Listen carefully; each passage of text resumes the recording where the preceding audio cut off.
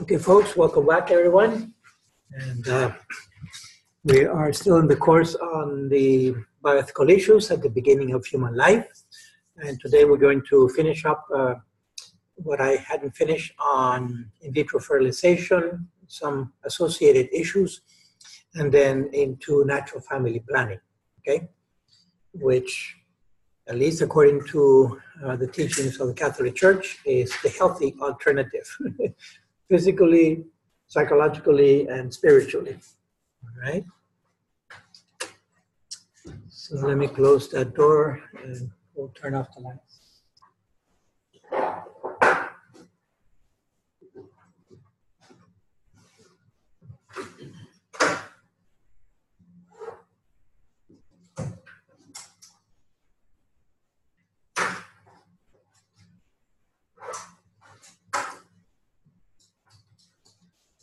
First of all, I always ask if there are any questions or comments from previous lectures or anything about the program, anything at all, general or specific.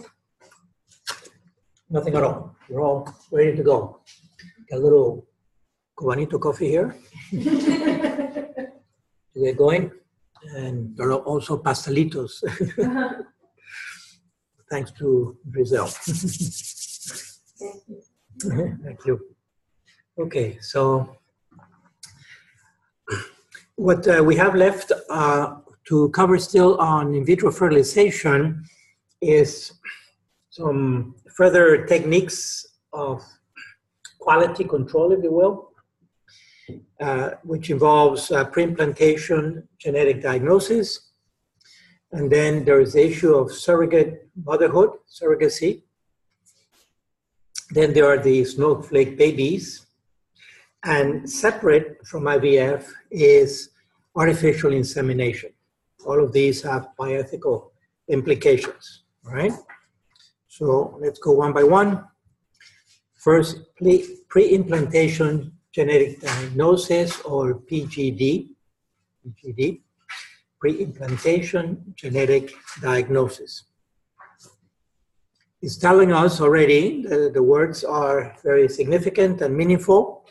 This is before the embryo is implanted, but after the embryo has been manufactured. So we have an embryo that is a human embryo, and the human embryo is alive because we're not going to be implanting. The industry doesn't implant dead embryos, right? So we're talking about live human embryo that is going to be scrutinized for its genetic quality. Okay, welcome, Doctor. A little handout there for you and your homework.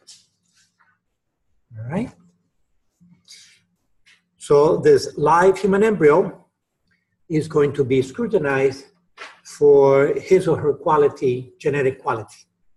All right. So literally, it's quality control. You can see that this in vitro industry looks very, very much like a manufacturing industry. All right, just a little review. If you recall, what is this thing here? This is a morula, biologically speaking. So this little one of the slides from previous lectures when we talked about early embryonic development from fertilization forward. We have the zygote, right? Fertilized egg. And we can see here the two pronuclei are beginning to fuse. So this is actually the fertilization process at the nuclear level. This syngamy has not been completed here yet. Syngamy is the whole process of the fusion of those two nuclei, two pronuclei, to reestablish diploidy, right? To reestablish diploidy, in other words, that the zygote will be a diploid number of chromosomes, making that cell the first stage of the new individual, okay? All right, then after the zygote, within 24 hours, that zygote will split through normal mitosis. And from then on, it will be mitosis for the rest of the life of this individual, through birth and through the rest of born life. The second stage, if you recall, is called the morula, the tiny berry, right? Morula. And we start first with a 2-cell stage and 4-cell stage. Then after 4 will be 8 because of that geometric progression. And it will advance to about 16 to 32 cells. And at that point, that morula will start hollowing out on the inside to form the next stage, the 3rd stage, which is going to be the blastocyst. It is the blastocyst that is implanted, right? Why? Why is the blastocyst implanted? What happens in nature? It's the blastocyst that implants. Okay, let's remember that fertilization is in the ampulla, in the horn of the tube, and then it takes that little embryo 5 to 7 days to get to the uterus, right, physically. And those 5 to 7 days, the embryo is duplicating through mitosis. So that little embryo will go from the zygote to the blastocyst. The intermediate stage is this morula stage, all right? So a few other biological details about the morula stage. The morula is composed of cells, which normally are going to be in an even number because they're undergoing duplication through the process of mitosis, right? These individual cells within the morula, by the way, the morula is held together as an integral whole, because these are individual cells, right? They have their own membrane and so forth. So what is keeping these cells together, in addition to some gap junctions that there are between the cells, what is keeping the morula together actually is 2 layers of cells on the outside. Well, the first layer is the corona radiata, right? Corona radiata, which is basically, mostly I think it's a collagen protein, but it's like a shell, like a soft shell, literally, of collagen or protein. And then in addition to that, on the outer side of that collagen layer is the zona pellucida. Zona pellucida are cumulus cells. It's a cluster of cells, also small cells that are remnants of the follicle, of the ovarian follicle, all right? So all those layers, those 2 layers, are maintaining integrity of the morula so that the individual blastomeres don't disaggregate. That's important, and that actually has not only biological implications, but it also has bioethical implications, and it has ontological implications. In other words, it has philosophical implications in that it maintains the integrity, literally the integrity of this individual. So we can talk about it in individual, all right? Just like everything that is within our skin is also an individual. So there's an integrity there, so we can talk about ontologically, right? Ontos meaning the being. What is this being? It is an integral being, an individual of whatever species. What species? Well, look at the DNA. The DNA happens to be human, then a human species. All right, so we have this human individual that is the morula. The individual cells within the morula are called blastomeres, and they're all essentially identical. They're clones of each other because they are the product of mitosis. They're clones of each other, okay? And they're also totipotent, meaning that they have the full potential to generate a human being. For example, the zygote. What's your intuition about the zygote? Is the zygote totipotent? Yes, because the whole individual comes from the zygote. So the zygote is known as totipotent.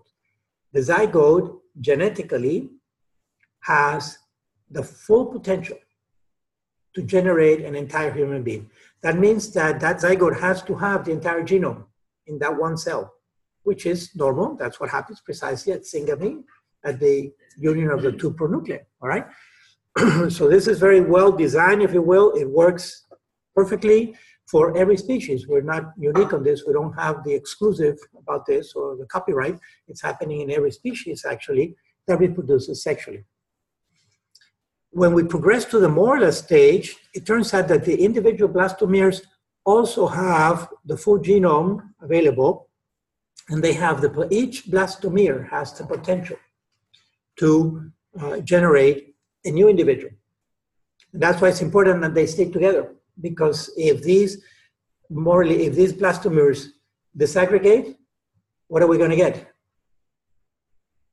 Monozygotic twins, exactly, identical twins, all right? Because from each morula, each blastomere can come into individual. In fact, these experiments were done at the beginning of last century.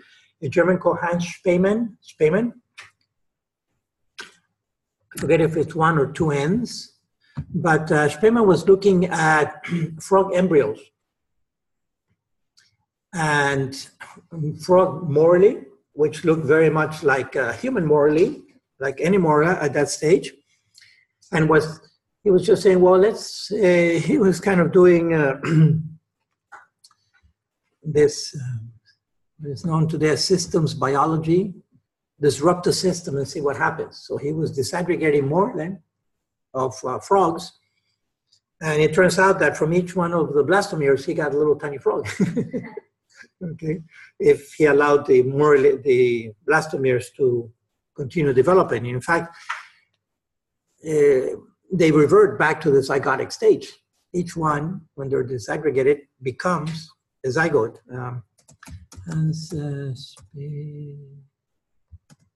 Yes, double N. So he was a embryologist. You can read about him later if you wish. But yeah, frog salamanders, he was doing that. And so from there, we get already for a century, it's been known that the individual cells, the individual blastomeres that make the morula are also totipotent. So they have the capacity to generate an entire new individual. Number one. Number two, if we do this, instead of disaggregating the entire morula, right? Instead of disaggregating the entire morula, we simply pluck out one blastomere. We pluck out one blastomere, typically from the 8-cell stage, or maybe 16-cell, but the 8-cell stage seems to be the ideal. What is the 8-cell stage? The 8-cell stage is, well, after the zygote, first mitotic division within 24 hours in the human normally. That's a 2-cell stage. Another 24 hours, 4-cell. On the third day, between the third to the fourth day, from 4 we get 8. All right, so around the fourth day, there are 8 cells, 8 blastomeres. Scientists now have the capacity, the technology, the little glass capillaries, microscopic capillaries, to pluck out one of the blastomeres. Leave the other 7 in there, okay? And the little hole will seal up because nature has these repair mechanisms built in. And that little morula, missing one cell, will continue developing and generally come out normal. Generally, okay? So it's a statistical, we've gone to a probabilistic model here, statistical, on average, they come out normally. If they come out abnormally, well, the more embryos cryopreserved in the tank, just pull out some more, throw them out, and so forth.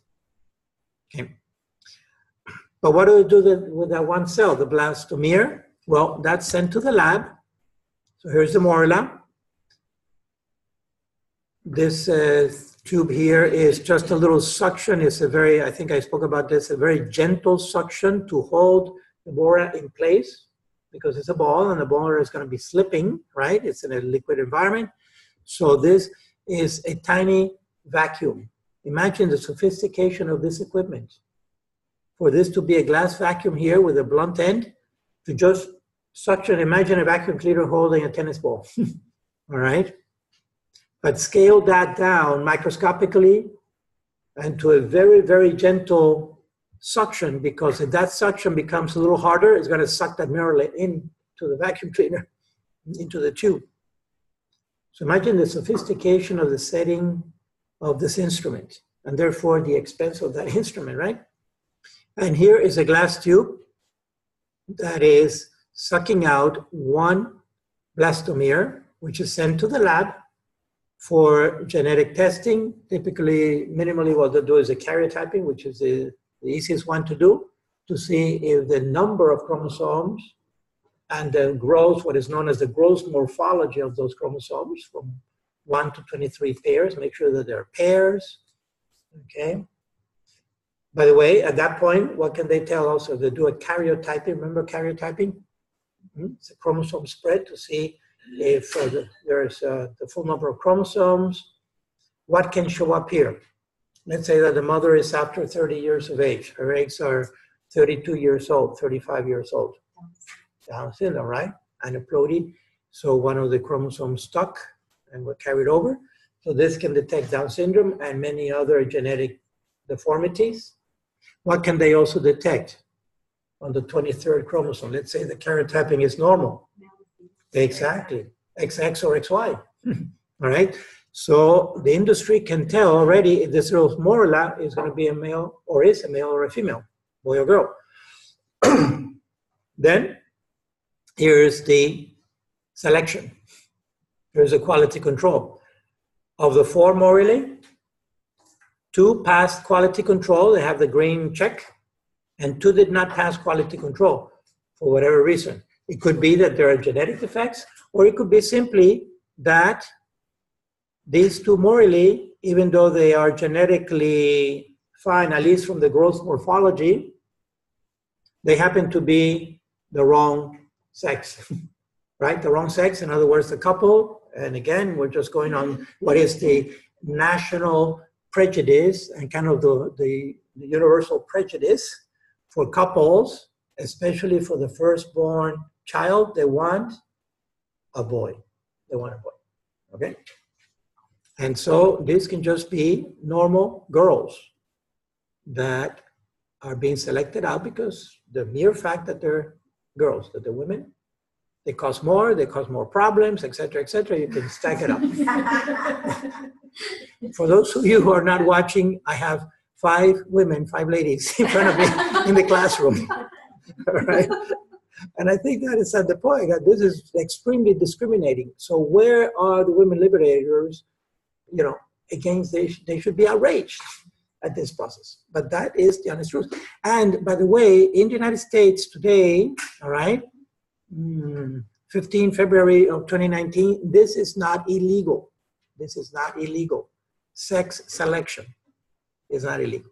So, I mean, that's what we laugh because it's ridiculous, but it's really happening. So that's PGD. It is quality control on these early embryos. Okay. But everything is painted rose color because this is all in favor of the couple having the children that they want to have. And so this is part of the industry. Of course, this technique is pretty sophisticated. It's going to cost a little bit more. So it depends what kind you want, the standard IVF, or you want to have more sophisticated IVF. We'll offer it. It's anywhere from $20,000, $30,000, $40,000, $50,000. It all depends on how much you want to spend on this, on the manufacture of this new baby. Mm-hmm. And the industry is thriving, so people will do it. All right, let's move forward to the other one. Any questions here? It's amazing the plasticity just on the biological side, the plasticity of that morula to continue development normally, even if he or she is missing 1 or 2, I don't know exactly how many blastomeres can be missing in order to generate a significant defect, right? But at some point, well, the converse of that, here's, you know, the implications are multiple. When we pluck out a blastomere from a morula, now we have a blastomere that is totipotent.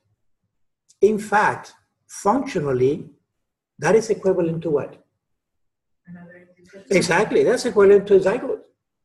Because if this blastomere is totipotent, functionally it's equivalent to a zygote It's just that he or she is missing the zona pellucida, corona radiata, etc. But nothing tells us that this blastomere put into the proper medium could not develop into another human being. So potentially by doing PGD, we are actually taking a new individual potential. And here's a humongous question. At that point, it could be that God is forced to grant another soul in this individual who is now going to be killed in the lab for his genetic information. We don't know, but you know, an argument of logical consistency could posit that, could argue that as soon as we pluck out a blastomere that is totipotent from a morula, there is the possibility that we now have another new individual. And there is zero consideration. You say this to the industry, and they look at you as you just landed from the moon or something, or from outer space. And these are the challenges. All right, so you can see for many, many reasons, PGD should not be done. It's another layer of violence that is being done to these individuals. All right, another one is surrogate motherhood, all right? So what does this mean? The couple, for a number of reasons, doesn't want to carry the pregnancy. It could be physiologically, maybe she cannot carry the pregnancy. For example, maybe she had a hysterectomy, but the ovaries are intact, right? She still wants to have that baby. And so they will literally pay another woman, a third party, to carry the pregnancy. It's all very pragmatic. It's all very utilitarian. They're literally renting that womb for 9 months. You can see that the couple doesn't have to be a couple. It could be the sperm and the egg can come from the couple or not the couple. It could be a single woman. It could be a homosexual couple. It could be a homosexual couple of men who just literally buy an egg and they use their own sperm. Maybe they take turns, first one, then the other, whatever. They'll just rent a womb. So it's extremely utilitarian, all possibilities. None of this is illegal. And in fact, you can see the burdensome of trying to regulate any of this, because it could have the perception of discrimination, right? In fact, the Catholic Church had to get out of the adoption agencies, the adoption ministry, because homosexual couples were coming to adopt, and in conscience, we cannot give a baby to a homosexual couple, right? I mean, and we appeal to natural rights. In other words, there's a natural right to have a mother and a father. Because these are the models that the kid is just absorbing unconsciously as he or she is growing in the growing years, in the developmental years.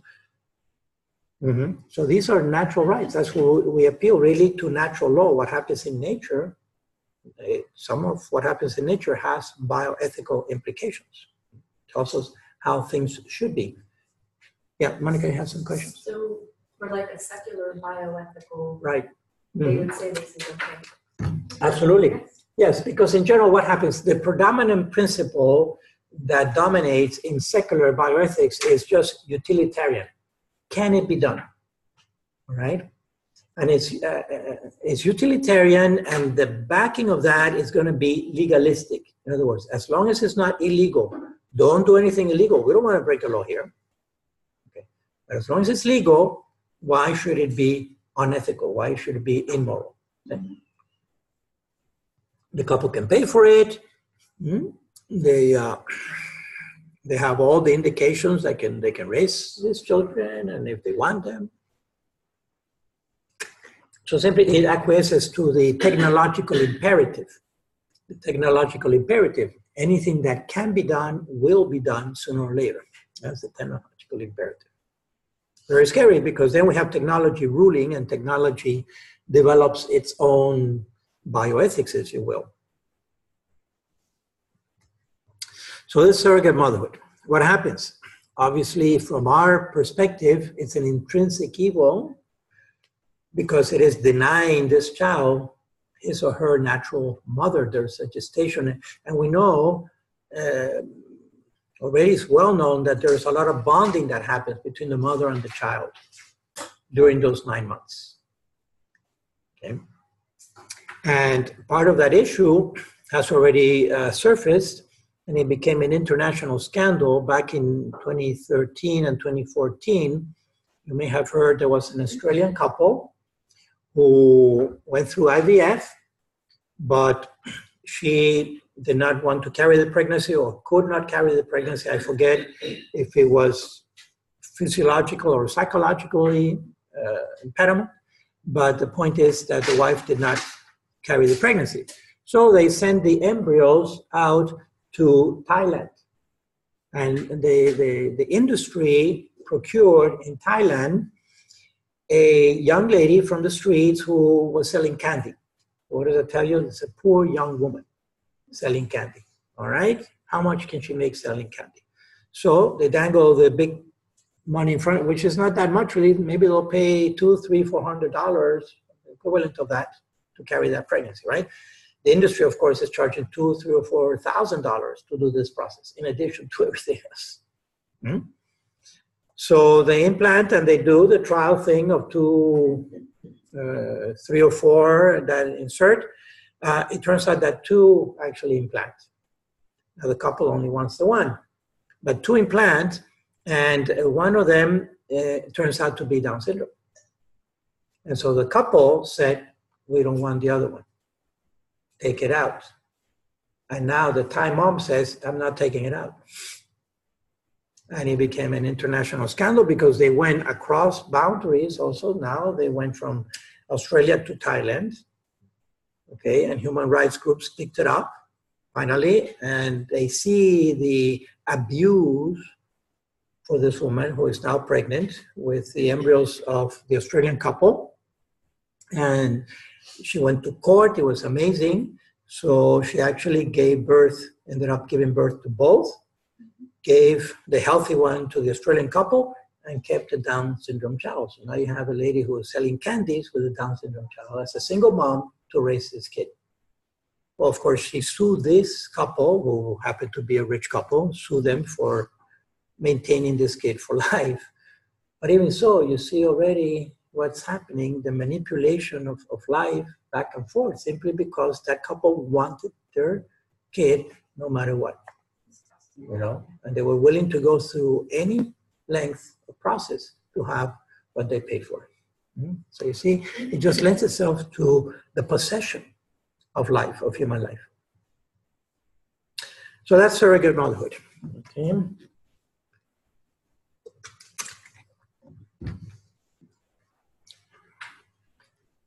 All right. Another, this is a little link. Wikipedia has a little write-up on it. And then there are all the press releases that happened back in 2014. So I'll leave it there as a reference. And the typical thing is they go to Latin America, they go to the South, Latin America or Asia, for finding these mothers because they know that they're young and they can bear the children, and they'll pay a few $100s. And these women are very willing to do it because it gets them a little bit out of the poverty situation that they live in. Okay, another challenge is the Snowflake Babies. This one I can tell you, cutting to the bottom line, is still controversial. The Catholic Church has not made a definitive statement on it, even though there's a leaning toward saying no, but did not make a final declaration of no. It left it as a question. How could it be that for this to happen? And the document was on Dignitatis Personae that came out under St. John Paul II. Might as well, since I spoke about it, give you the reference.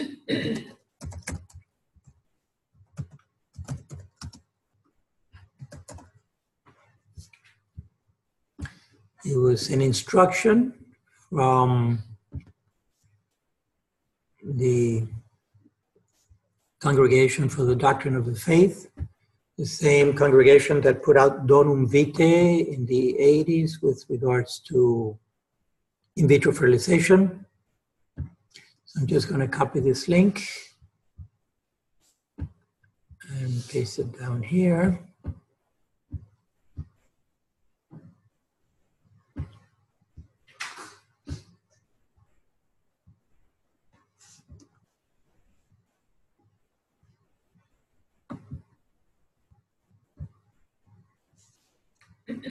Give me a minute.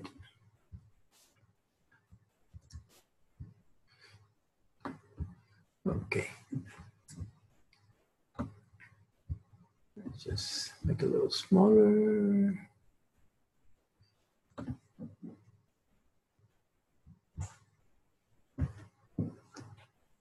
No, sorry.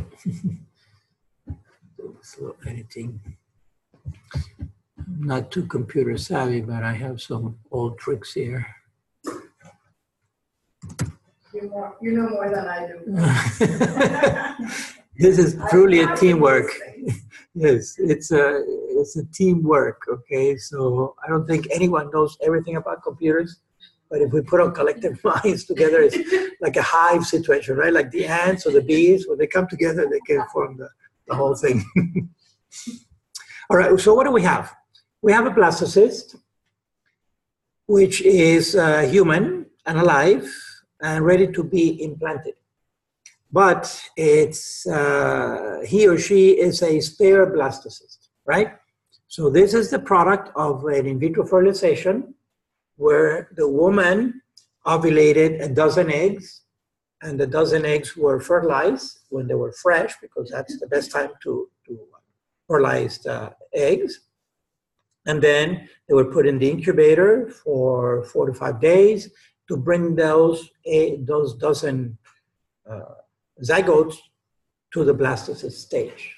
So at day 5 in that incubator, what is the temperature in that incubator in the in vitro clinic? 37 degrees centigrade or 98.6, whatever it is in Fahrenheit, right? It's body temperature. It's mimicking the fallopian tube, the environment in the fallopian tube. So it will have the fluid that is analogous to the cervical mucus and the whole environment of the fallopian tube and the reproductive tract. All right, so that zygote can tell where he or she is and will continue to develop normally. Now we got blastocysts. From the dozen blastocysts, the technician will take 4 on average to attempt the implantation of 1, right?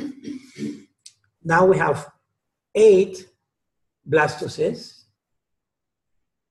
Cannot be left in the incubator because they'll continue to grow and develop they have a trophoblast, and they'll start trying to implant somewhere. So they're going to start trying to implant on each other, which is the other tissue that is around, right?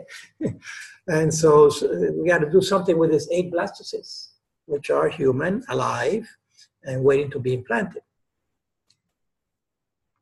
But she already had the implantation, and so she's beginning now with her pregnancy. What if she loses that pregnancy 1, 2, 3 months later? They go, so now these other 8 are put into liquid nitrogen, right? They're put into the nitrogen tanks. And here's an example. This box is just a styrofoam box with liquid nitrogen inside. I can barely see, there are some tubes in there.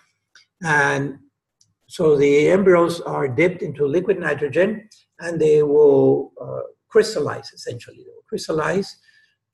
Liquid nitrogen is about minus 180 centigrade, which is close to minus 300 Fahrenheit. Minus 300 Fahrenheit. Anything that goes into liquid nitrogen crystallizes instantly. And that's the whole thing. But it crystallizes without ice crystals. That's the whole process, without ice crystals, because then ice expands a little bit, water expands when it freezes, and it would destroy the cells, really. So the idea is to freeze the embryo, without forming little ice crystals inside. So that's the liquid nitrogen. Now we have 8 embryos who are alive and are frozen. So how can they be alive and frozen? Well, that's the whole point. They're not dead, because if they were dead, then they're not useful for implantation, right? Because they're dead and the embryos are not going to grow. So if they're not dead, they're alive. But how can they be alive and frozen? Well, yeah, it's called suspended animation. Kind of similar to hibernation when bears, a bear is a large animal, certainly macroscopic. We can see a bear walking around, right? And so they go into hibernation. They go into the cave of snow, and the metabolism slows down so much that they're barely just enough to maintain life, but it's very acquiescent, it's very toned down, the metabolism, okay? In the meantime, they're eating up a little bit of their fat tissue and so forth, so once they finish hibernation, they're hungry, and they're looking out for food. But animals can go into hibernation. Trees can also go into the equivalent hibernation. It's in the wintertime, and they lose their leaves and all that. The metabolism slows down to a bare minimum. And when they're crystallized, we can say that essentially there's no metabolism going on. Essentially, even though there is at the atomic level and the molecular level, there is always some vibration, all right? My point about all this is that they are cryopreserved. They are in suspended animation. So they're alive in suspended animation, just waiting indefinitely for years. We don't really know exactly how long human embryos last cryopreserved, how many years, how many decades. Some have been thawed out after 10, 15 years and have implanted. Not all. So again, trial and error. Has the soul left this individual? No. We really don't know, because we can't measure the soul and find it with a microscope, but we assume that the soul has not left, because God cannot be so contradictory, right? And it's not going to give a second soul to this individual. We assume that the soul is also cryopreserved, if you will, suspended animation, waiting to see what's going to happen with him or her. All right, if they're thawed and survive the thawing and survive the implantation, that individual is not soulless. And so the soul was there all along. Again, because of the substantial integration between body and soul, right? Okay, but the ones who do die, that soul is now gone to God in God's mystery, and he'll figure it out. All right, but now we have, if the embryo dies, then we have dead embryo. This is the approximately 1 million embryos that are in vitro clinics in the United States right now that are spare embryos. Okay, I'll put in quotation because these are spare human beings. And so even the language is insulting, but that's what it is. So what to do? Because the couple is paying in the meantime for the maintenance of these embryos in the tank. Of course, this is a for-profit, very much for-profit industry. And if you want me to store your embryos, I'll do that gladly, but it's going to cost you a little bit.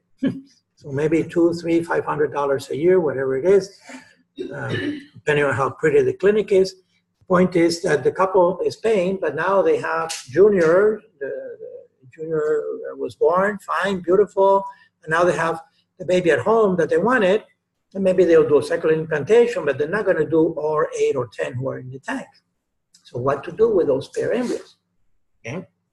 And at first, so in the contract, which is an extensive contract that the couple signs or the individual signs, somewhere in there in the fine print, it will say that if these embryos are abandoned or neglected or whatever from the couple stops paying the monthly fee, they revert to the clinic because they are property.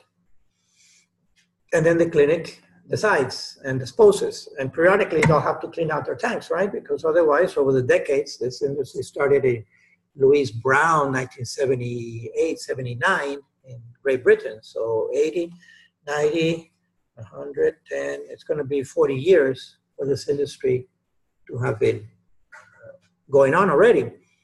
And what to do with these spare embryos? I mentioned briefly that last time that the clinics have now figured out also, well, typically they're discarded, they can be flushed down the toilet or in the sink, or if they have some scruples, put them as medical waste, which the clinic has to pay something for medical waste, right? Which means that they were going to be incinerated because technically they're human tissue. But now there is a movement to try to rescue these embryos, to rescue them. And so it would be, it's an embryo adoption. It would be equivalent to adopting a baby, let's say a newborn, but before birth, all right? So should one rescue these babies, these embryos, which are cryopreserved?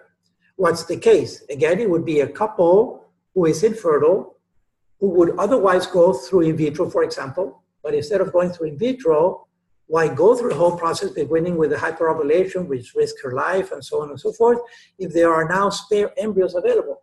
It would not be their own, genetically it would not be their own, but it would be functionally equivalent to adopting a child, okay?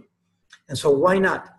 And the question has been posed, and it's controversial. Like I say, one can give arguments, at least from the Catholic perspective, for or against, all right? But the church as a whole is leading against. Who has picked this up big time is a number of Protestant groups that tend to be, with all due respect, a little more utilitarian in their analysis, but they are pro-life, and they want to save the life of these embryos because they don't want to see these embryos discarded and destroyed or killed, right? So from that perspective, the intention is certainly laudable and very good, but we have to look at the means also. So what happens?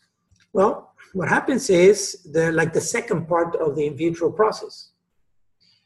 If we have blastocysts, it means that the first part of the process has already happened. Meaning what? The hyperovulation, the procurement of eggs, the procurement of the sperm, the fertilization in glass, in vitro, and the incubation up to the blastocyst stage. So all that first part of the industry has already happened by someone else, paid by a couple, paid by somebody else. Now the second couple comes into the scene, a couple who wants to adopt. Even theoretically, it could be a couple who is fertile. They don't have to be infertile. It's a couple who is fertile. They may even have children of their own already, but they want to rescue. You see, they want to rescue these embryos. So it could be any couple. In fact, it could even be a single woman who wants to rescue these embryos. So the intentionality could be good, right? Because we know that these embryos sooner or later are going to be killed, either for research or for medical waste, etc. All right, so let's say in the best case scenario, for this to go toward the ethical side, to be okay, what would be minimal? Minimal would be obviously a couple, right? A married couple of a man and a woman. We have to specify today. Married couple of a man and a woman, because again, natural rights. The child has the natural right to grow up in a stable home, in a home that has a mother and a father who is raising, who are married also validly in the eyes of God and so forth. So a married couple who has a valid marriage, who are capable of doing this financially and otherwise, and mature and responsible, so they would be screened as if they were a couple preparing to adopt, for example, with all the screening that occurs there. Okay? But then she has to undergo through the implantation process, the second half. So what's your intuition? Should we take 4 of these, a standard 4, and implant or insert the 4 in the expectation that one will implant? If we do that, what happens? Again, sticking with the standard average, the other 3 who don't implant are discarded. They are abortions because these are human beings that will die. Are they spontaneous or are they procured abortions, right? From one perspective, one could say, well, there are spontaneous abortions because it's just the endometrium did not accept them. However, there's nothing natural, spontaneous about this process. It's an artificial process. So we're back to the same issue with regards to a straight up IVF. It's a procured abortion. Because by inserting 4, right, in the hope that one will implant, it is meaning that we are accepting the possibility that the other 3 will die. But we're putting them in risk of dying by inserting them, by throwing them out and inserting them into the uterus. And so it's not acceptable. How about we just implant 1 or insert 1 and see if he or she implants? The other thing is this: we may not risk the health or the life of a person more than the natural risk. There's an advantage, which is this.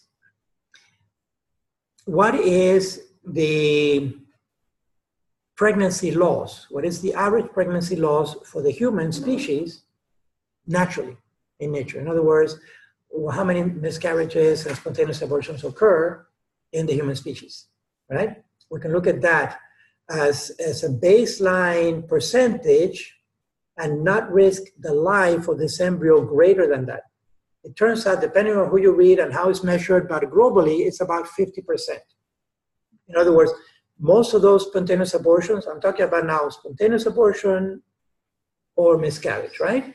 Where there is no guilt, unless the woman was extremely responsible about her pregnancy, but let's just assume a normal case that there was some kind of abnormality and the embryo of the fetus is discarded. That's either a spontaneous abortion if it happens early on, or if it happens beyond the 8th week, then it's a miscarriage because we have a fetus. It's just a technical difference, but ethically, bioethically, there's no guilt there. Globally, it's considered about 50%. Some doctors put it even higher to 60 or 70% pregnancy loss.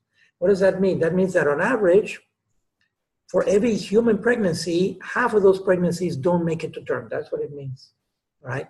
When we put that now in real life situation, about half of those pregnancies don't make it to term. The vast majority of those that don't make it is, again, in the first couple of weeks, right around implantation. It's a crucial moment. And the others are a little later on with diminishing deaths as we come to term, right? At any rate, we can take that 50% globally as a baseline. So 50% means that on average, an embryo will implant or not. A blastocyst will implant or not. It's like flipping a coin. You either get heads or tail. So that's why I'm saying that possibly, if we were to take 1 blastocyst at a time, just insert 1 blastocyst, then that blastocyst only has 2 possibilities. 50-50. The blastocyst will either implant or not. So by inserting only 1, it means that we're not risking the life of that blastocyst more than what nature is doing for the human species. So at least we are able to overcome that hurdle. Bioethically, we're not risking the life of this embryo more than what would be a natural risk if this were a natural pregnancy. Then what else is left? We said already that the couple is a validly married couple, so they have, let's say, the right to have children in the eyes of God. Okay? We're not risking the life of the blastocyst more than what nature does.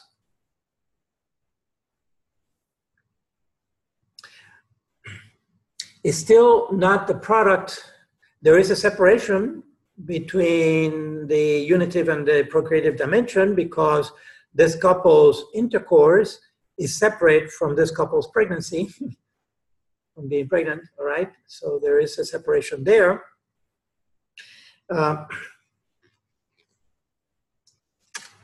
And it's also participating one way or another in the in vitro industry. So it's cooperating with the in vitro industry. It's kind of solving a problem for the in vitro industry. one could make an argument from a bioethical perspective that there is cooperation, but it's only material cooperation. It's not formal cooperation in the sense that the will of the couple, the second couple, the couple that is adopting, did not want the in vitro process to happen. But since the in vitro process has already happened, okay? For example, is buying something that was stolen. The stealing has already happened. Do we have a right to buy something that was stolen, whether we know it or not? We can say in principle not, but is it always not? In other words, let's say that what was stolen, the stealing has already happened, I was not involved in the stealing. But what I'm buying is food that is necessary for this child to live. That puts a little spin on it, right? Without this food that I buy, without this formula, this baby is going to die. So I'm loading the bases, but it will be cooperation with the stealing, but the stealing has already happened, all right? And so it's a material cooperation. I did not desire for the stealing to happen. It happened already. The products, so can we buy products, illegitimate products, in a sense? But that would be like the people who are steal to survive. Correct, correct. And this solves a problem for the in vitro clinic by getting rid of their spare embryos. And that's where, when I did this analysis, finally I fell on the side of no. I think that one could make a case, bioethicists could make a case for yes, for adopting snowflakes. They're called snowflakes, by the way, because they come out of cryopreservation. They come out of the freeze, the deep freeze. That's why they come out of deep freeze, literally, all right? That's why they're called snowflakes. But ultimately, I ended up on the side of no, precisely for that argument. We become enablers for the in vitro industry. We solve a problem for them. And God knows the in vitro industry can now turn around and say to a Catholic couple, don't worry about the spare embryos because the Catholic Church has figured out a way to take care of your spare embryos. We will just donate them to adoption. And of course, we're going to be compensated for the donation. And I think we're promoting industry because then more couples will do that. Exactly. And they don't feel the moral qualm about having their frozen babies, right? And so we become enablers of the industry. And so definitely we should not get then into the snowflake, as tempting as it is, right? Because it will rescue, and we're talking about lives that will be rescued, as microscopic as they are. But at the end, I think that we would be enabling the industry to go even more. Father, I think that it's basically an excuse to do this process and someone tell me it's okay, because if you want to rescue something, you can adopt a baby from a foster home or a kid from a foster home. Correct. So it's a way to, I'm rescuing the embryos, but no, it's an excuse for just keeping with the industry. It could be, we have to be careful not to get into the intention of the couple either, all right? Because the couple could have the very good intention of trying to rescue, literally rescue these babies from dying. Even couples who already have children, for example, and are fertile and everything else, but they rather rescue one of these.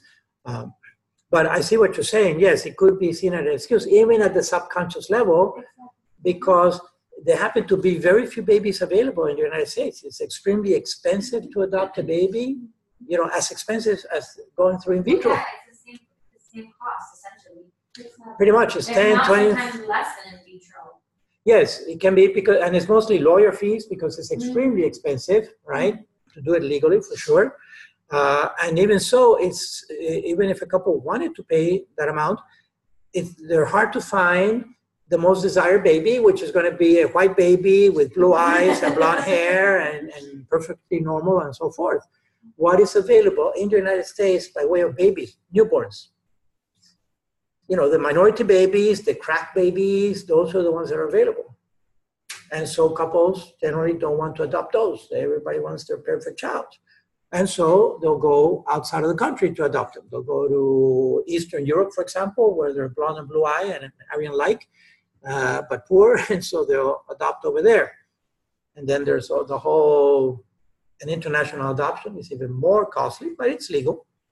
Or they go to Latin America. So your intention is not to rescue, is to have a baby.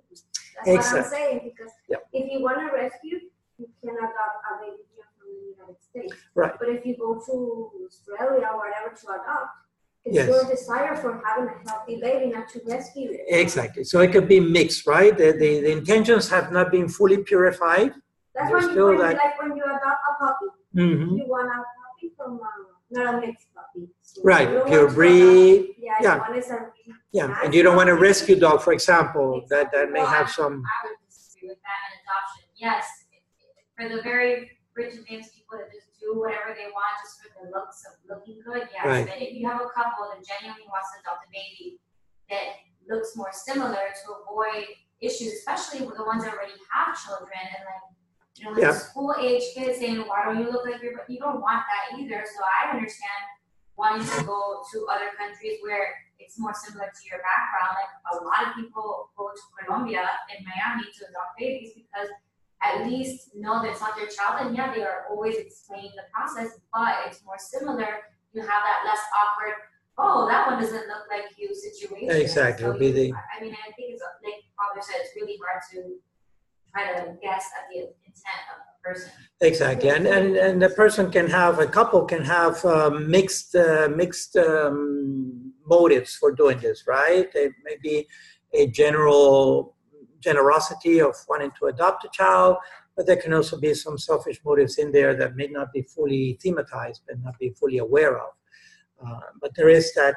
I think that most couples generally want their children to look alike, even though I also know some couples. There was a professor here, in fact, they were both perfectly American looking and American birth. And they went to China and adopted a Chinese girl who obviously was going to look different from them.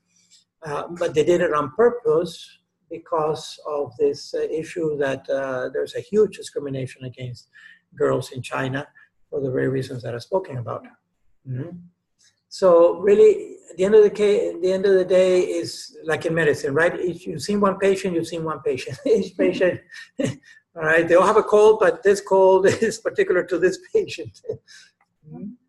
Emma?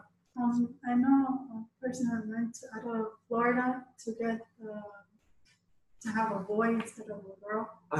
And supposedly that's the baby, kid, the child grew up. Yes. They had like a homosexual tendency. Really? Is it true that babies are born with that?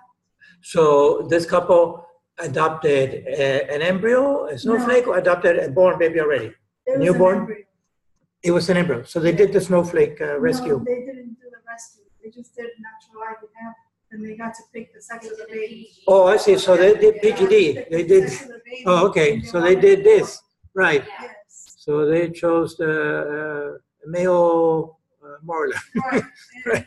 And the kid grew up and it has a feminine tendency. Yeah. So, yeah. All right. So, and was it their own egg and sperm? It was their own egg and sperm and everything else. Yeah. To date, to my knowledge, there has been no genetic discovery of homosexuality, okay, of homosexual tendency. Rather, we can talk about predispositions or tendencies similar to, for example, an addiction. Some ethnicities tend to be more susceptible to alcohol, for example. But that's a predisposition. It doesn't mean that it's actually going to happen. When you think about, there can be, then we have to, with regards to homosexuality, we have to make the distinction between being the orientation or the actual behavior. In fact, the church, the Catholic Church, has been very prudent in not passing judgment on the orientation as such, okay? Because feelings can come and go, and there's development, etc. Even if the feelings become hardwired, it's the behavior that we talk about. It's the actual acting out, right? That is against nature. And again, we based it on the complementarity, the natural complementarity of the two sexes. So even in the extreme case, maybe what you're trying to ask is that, is it because of the IVF that this kid became homosexual? No. No. Okay. So as far as you know, it's not, homosexuality is not in the genes. There may be a predisposition by way of, because of the complexity of desire and orientation. Imagine all the biochemistry that goes into place for a normal orientation like heterosexuality, to feel naturally attracted to the opposite sex, all right? So because there are layers of complexity for the development of the psychosexual orientation, any one of those layers, something can go wrong. And the end result is going to be a misorientation. And is ambiguous genitalia the born with two sides? That's different. Now you're talking about something physiological that is going to have a genetic background to it, all right? And now it's something physiological. And typically when there's ambiguous genitalia, these people are infertile, right? So it's a dead end. Genetically and biologically, it's a dead end. These people will not pass on those defective genes. Mm-hmm. Yeah. But that has to do at the level of the genes and the expression of those genes, and then those proteins targeting correctly the glands, the sites for developing the gonads, differentiating the gonads into either ovaries or testicles. Okay, so PGD we talked about, surrogate motherhood. Now we're the snowflakes. It's delicate and it's very tempting, and a number of groups have gone after this big time. You get online and you'll see a lot of it, but in my opinion, I think that we would actually become enablers on the industry, and so the bottom line for me is no, should not be done. Okay. I don't know if I'm wrong, Father, but I see it like worse. When you say, oh, I want to rescue the embryos, I mean, I think it's getting worse, because you're like, yes, like an excuse for doing something, but with approval of, I don't know how to explain it. Yeah, there's a factor there that is hard to define, but it's it gives a pause. And you're contributing to the industry. You're helping them is the word. That's right. We're helping them to solve the problem of having these frozen human embryos, right? Yeah. Yeah. All right, so bottom line, anything that is happening in the industry of the in vitro industry, that is coming out of the in vitro industry, is just the gross manipulation of human life and the commercialization, right? The marketing of human life is something that is truly abhorrent. But because it's microscopic, with this highest standard of technology and so forth, and it's not illegal, then it's happening more and more through as the years go forward. To the point that I don't know if I mentioned, but so maybe I should just for the record have that. Did I mention Louise Brown? Okay, Louise Brown was the first test tube baby.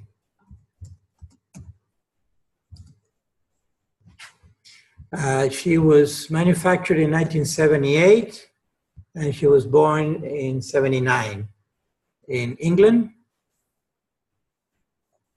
Great Britain. Now remember, back then, all the magazines had it, and they would put her tiny inside a test tube on the front cover of magazines and all this, right? And the two doctors, Edwards and Steptoe, were the two doctors who were the pioneers who invented this procedure. Eventually, they went on to win the Nobel Prize in medicine a few years ago. It was decades after the technique, but they were still alive.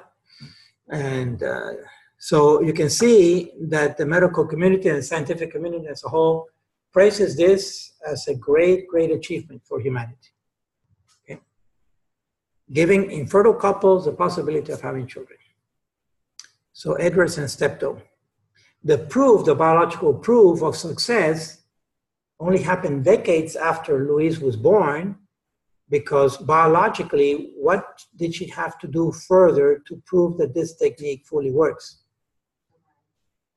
In addition to survive, reproduce. In other words, she had to bear fertile offspring biologically. It's the second part of the thing, right? She had to bear fertile offspring, and she did. She had children, and her children are fertile, and there's the children.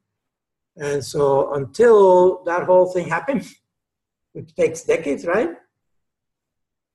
There was no biological, scientific, hardcore proof that this technique was safe and good for humanity.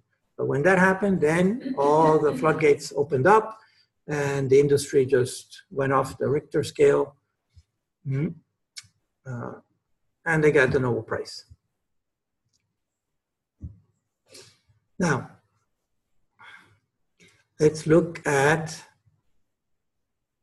artificial insemination, which looks like in vitro, but is not in vitro at all, okay?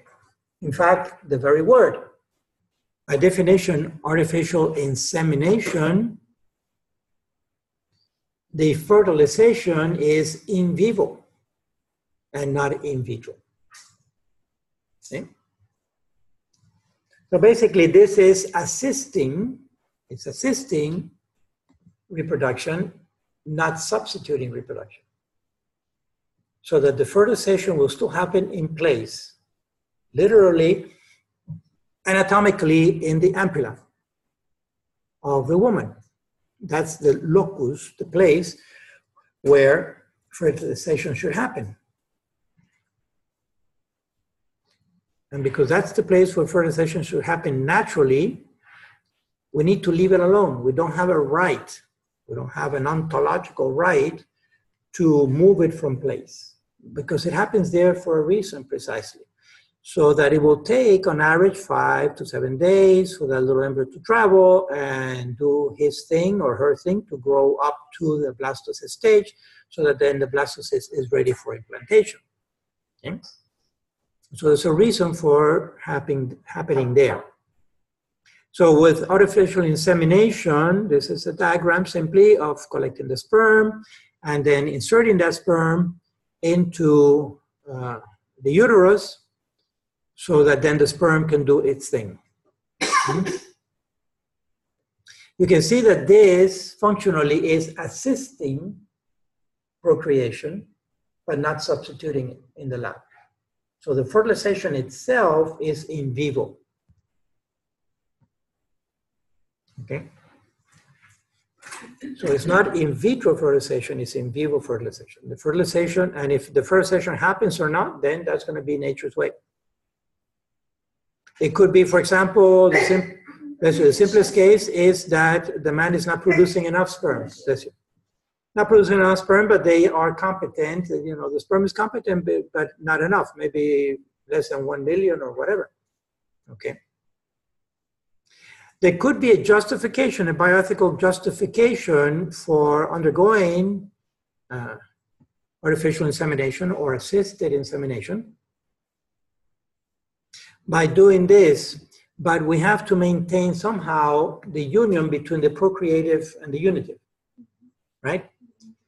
Exactly. So we can imagine that the couple had intercourse, that sperm was collected from that intercourse, sent to the lab for processing, and then subsequently, without the couple having a second intercourse, right? So that it's still a product. This fertilization is a product, it's an extension of that intercourse.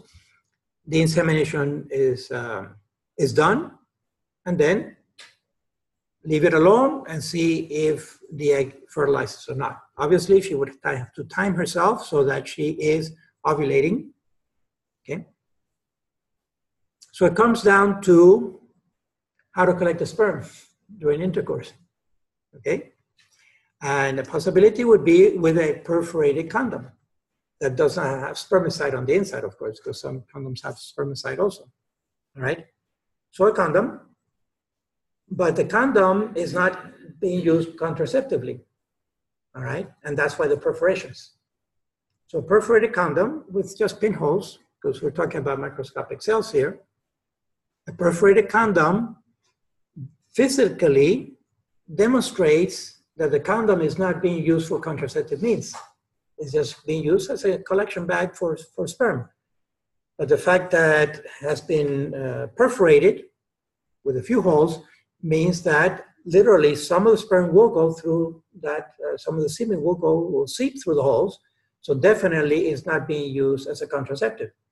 If one were to take a condom and put holes on it and then try to use it as a contraceptive, then one needs to go to a psychiatrist, right, and have his head examined. So that's the point, you see. And then that immediately after the intercourse, then that condom will be put into a Ziploc bag and sent to the lab for the processing.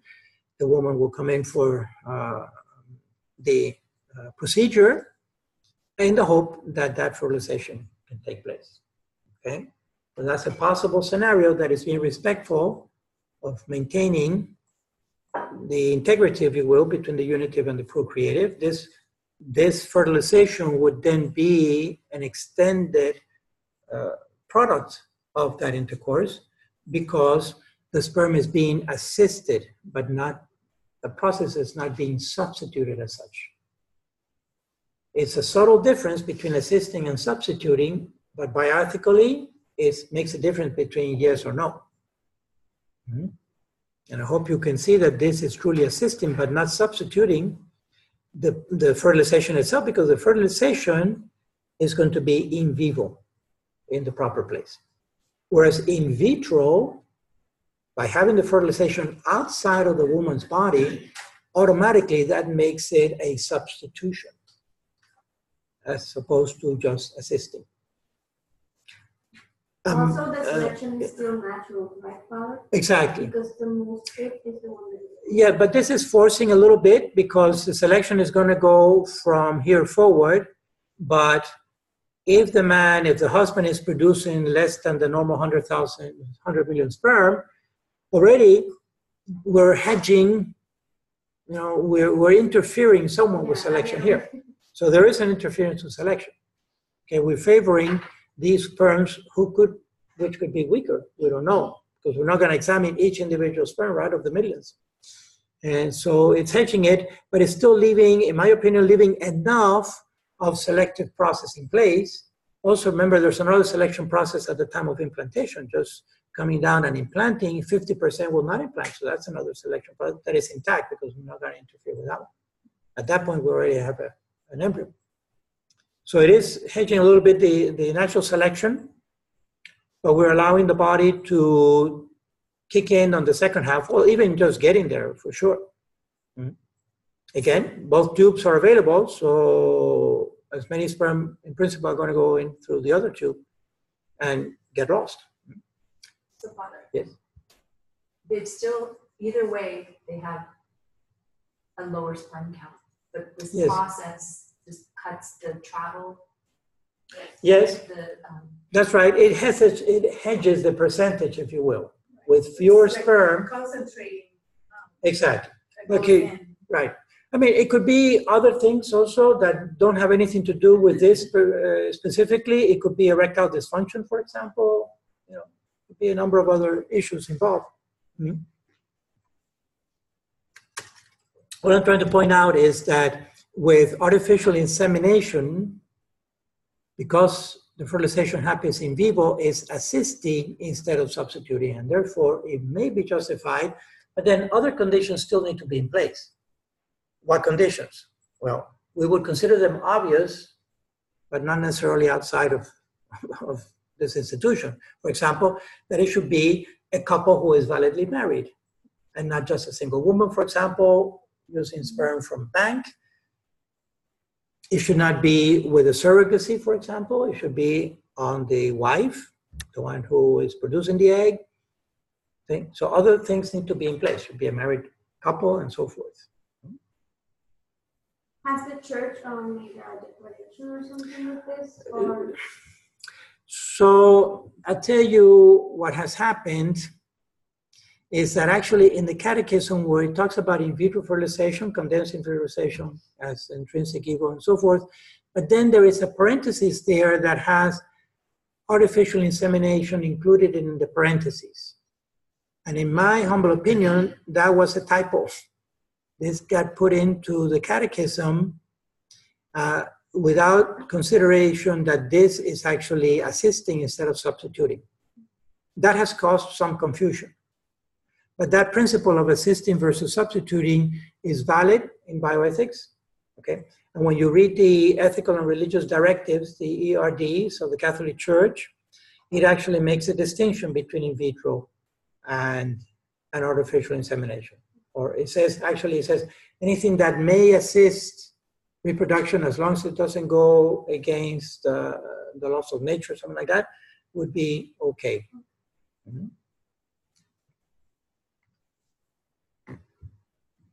Father, but the sperm has to be collected via intercourse? Yes, ethically, because if masturbation is involved, then we have another intrinsic evil, which is a masturbation. Exactly, that's a challenge. And also, before the second intercourse, the procedure should take place so that there's a connection between that intercourse and the fertilization itself. You see, because if there's a second intercourse going on, days later, then that second intercourse completes the first one. You know? Okay. Yeah, because now we're on to a second unitive and procreative intercourse. All right.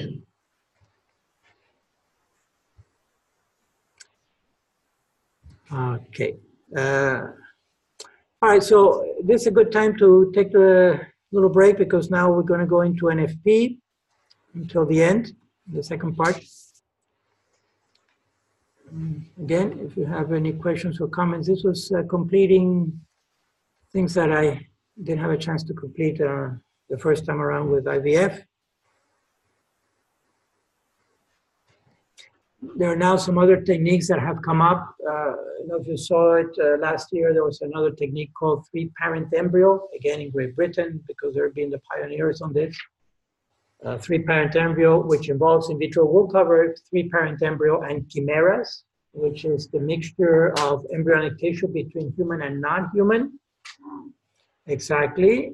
And the NIH 2 years ago tried to get a proposal through so that they will use our federal tax money to do this kind of experimentation. I'll cover that in another lecture in itself, all right? But this is the kind of thing that from a utilitarian mentality, that's where they want to take it. Again, because it can be done. They're looking essentially for a hybrid model in the lab to experiment that has substantial human tissue, but they can experiment with. That's what they're looking for with our federal dollars.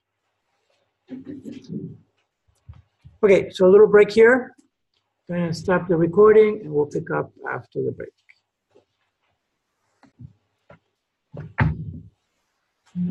Okay, so welcome back. And in the second part of this lecture, we're going to look at natural family planning as the healthy alternative, finally, the healthy alternative to in vitro fertilization and all this manipulation of human sexual intercourse, human intimacy, and also, of course, a healthy alternative to contraception, right? So NFP can be used either for seeking to avoid children or seeking to have children. Either way. It's a method, but the beauty of the method is that it's natural method, so there's nothing artificial involved, and we can justify it at the level of the ends and at the level of the means. So we'll go step by step. So as always, first we look at the biology of it, and then we'll do the bioethical analysis on top of that. What we have is, of course, the key issue here is when is ovulation happening, because that's the window, strictly speaking, those 24 hours on average of that egg that is mature for fertilization in the ampulla. So for the woman to detect specifically that moment. And we find that for ovulation, there are at least 10 symptoms of the body that can be used for a woman to detect her ovulation, right? 3 are primary symptoms and the other 7 are secondary symptoms, meaning that the primary symptoms are directly associated with the ovulation event itself. And the other 7 are side effects, if you will, or consequences of a woman's body ovulating. So let's look at these 3 primary symptoms, which are the body temperature, the activity of the cervix, and the cervical mucus. The basal body temperature known as BBT. Okay, so I'm just going to be talking to these points. Or for the sake of completion, again, you'll have these slides later, but we'll go one by one. These are the secondary symptoms, the 7 secondary symptoms. Mittelschmerz from the German, middle pain, abdominal pain, lower abdomen, spotting, swollen vagina or vulva because of water retention, increased libido, of course, during ovulation, tenderness of the breast, general feeling of bloating, and finally ferning. Talk a little bit more about ferning, which has to do with an increased amount of estrogen in the body, including saliva. Okay.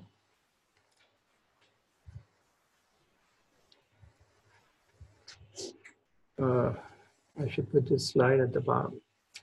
So let's look first at, let me see, I don't have a slide on body temperature. Yeah, let me talk a little bit about body temperature then, about the 3 primary symptoms.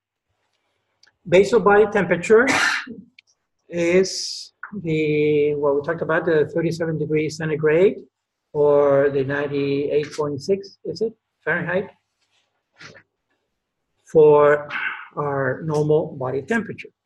Okay. During ovulation, the body temperature rises slightly. Could be anywhere between 0.5 to 1 degree Fahrenheit, which is not that much. But now there are thermometers that are accurate enough to be able to measure that.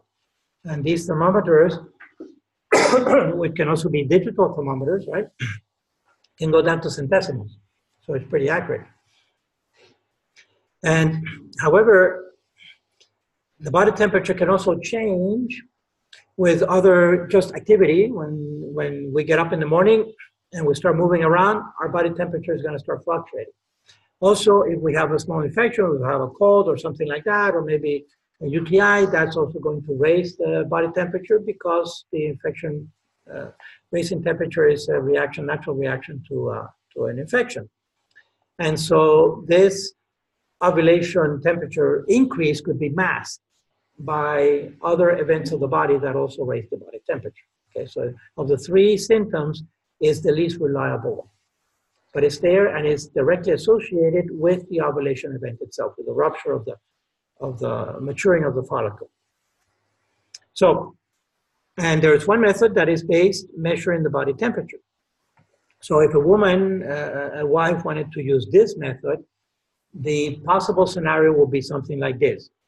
She takes her temperature, she's going to chart her temperature every day, all right, of the cycle, continuously, every single day of her life, and during her reproductive years. And the idea would be, let's say, before getting up, actually, so maybe 5 a.m., put the alarm for 5 a.m. All right, the alarm goes off, she has a thermometer next to the bed, takes her body temperature on the digital thermometer, and then leaves the thermometer alone, continues her sleep, and eventually wakes up, gets up, takes the thermometer, which has stored the temperature reading, right? And then we'll read it and chart it on an Excel sheet or something like that. This can be also done, can be done online. Excel, because then you can graph the chart. If you do it on the computer, you can also graph the chart and see where the spike, the temperature spike is going to be. All right. She would do this every day at 4 or 5 o'clock or something like that toward the morning side. And that would be the chart. So that accumulation of data every month, there would be a peak month after month. And the ideal is that the peak will be always at the same day. that would be the very ideal of a woman ovulating always at the same very regular in her ovulation. None of the symptoms, by the way, are going to be based on the rhythm, right? Because the rhythm is what? The rhythm is menstruation. Menstruation is a post-ovulation event. It's after ovulation. And when the overwrapping egg is discarded, is secondary to the body. It can be a few days after, it can be 2 weeks later, so the rhythm based on menstruation is not that accurate because it's a post-ovulation event. What NFP focuses on is the actual ovulation event itself, all right? Is the body temperature though one of the reasons it's also inaccurate is because it increases the data about your ovulation, which really you wouldn't tell to the day after. Correct. So that's why it's just to confirm ovulation, really. Yes. And to see if you have a regular. Exactly. So it's for all of these, it's going to be the accumulation of the data, right? Obviously, you wouldn't do it on the first month or the second month. You want to have, the woman wants to have a track record of where it's peaking and then do a little basic analysis, statistical analysis, how much variation from the mean and so forth. But you're right that technically it is, or existentially, it's a post-ovulation event because it's measured the day after the peak happens, right? Mm-hmm. Yeah. But so the value of all this, how robust the data is going to be, is on the accumulation, month after month, of this data, all right? Which also gets us to, for example, in preparing couples for marriage, there's no reason why she couldn't, from her teen years, begin to start charting her symptoms so that by the time she does marry, she knows pretty much, is familiar with detecting when she's ovulating, all right? Okay, the activity of the cervix itself, we can look at that. So I have a little diagram here. This is what happens. So the cervix is a circular muscle between the vagina and the uterus, and it's truly the gateway to the inside of the woman, because the vagina, in a sense, can be seen as an extension of the skin. In other words, the vagina is normally not closed, not that close, except for the labia, right, to the environment. But the uterus is normally close to the environment through the cervix. So when the woman is not fertile in her month, on average, she's not fertile 3/4 of the time, okay, or most of the time. That cervix is going to be tight, shut tight, and it will drop, okay, will be low on the line. Here's, I just set this red line to compare the two diagrams, is tight, closed, and dropped, and can be detected that way, firm, go firm.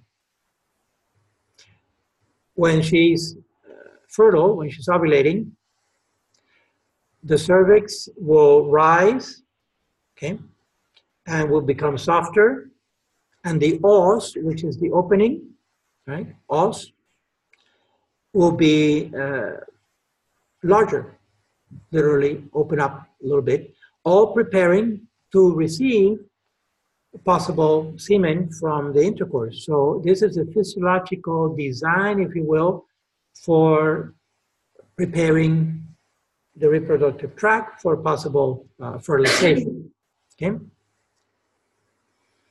And along that, there will be mucus that I'll talk about in a minute, and the quality of the mucus, the biochemistry of the mucus itself.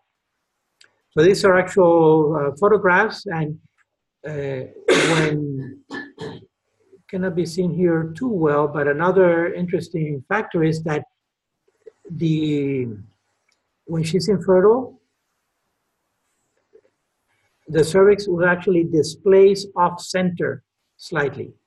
The os is not only closed, shut tight, but even off-center. So it's trying to do everything possible physiologically, not to allow sperm to come through. It's very interesting. Anatomically, of course, the head of the penis would go up to the os, all right? So try to insert as much semen as possible physiologically into the reproductive tract, into the uterus. All right, so those are characteristics of the cervix, which is, again, a circular muscle. It's involuntary. Circular muscle is involuntary muscle. And all this is controlled by the hormonal level of the ovulation process itself. So a woman can do a tactile examination. Typically, the middle finger is the longest finger. She would obviously wash her hands first because it's a hygiene issue. And as she detects with the tip of the index finger, she can detect the activity of her cervix, whether it's soft or hard, firm, whether it's high or low, all right? And as she does that, she's also going to pick up some of the cervical mucus, the tip of that finger. And then she will compare the quality of that mucus by stretching it and detect a couple of things, at least a couple of things. If the mucus is stringy or runny, several terms to describe this, elastic, all right? That's typically the fertile time, and wet. These are actually, you can see from the size of the finger, these are actually life-size photographs. So very stringy, very elastic. That's the fertile time. Okay.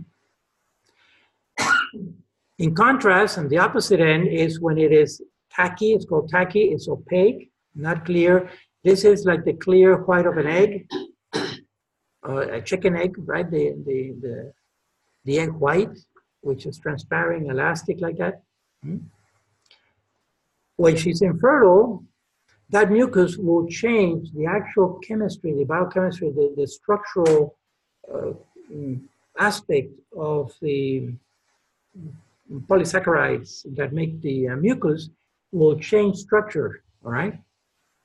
And it will become tacky, not elastic, opaque,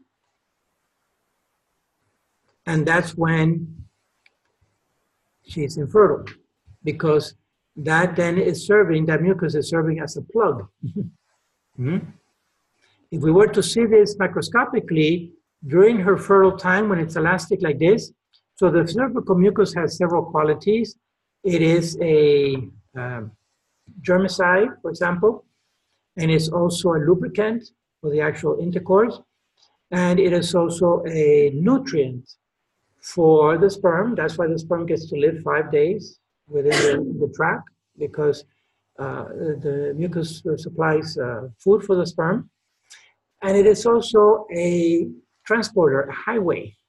In other words, when seen microscopically and down to the molecular level, these polysaccharides, which are long fibers or polymers, very long polymers, serve essentially as highway for the sperm to travel through that highway of long strands. All right, it's like a fiber. I don't know if you've seen those fiber optics that are fibers upon fibers upon fiber, or a threaded line. And the sperm will actually wiggle through, so it's like a highway, serves for the sperm when it's elastic in the fertile time.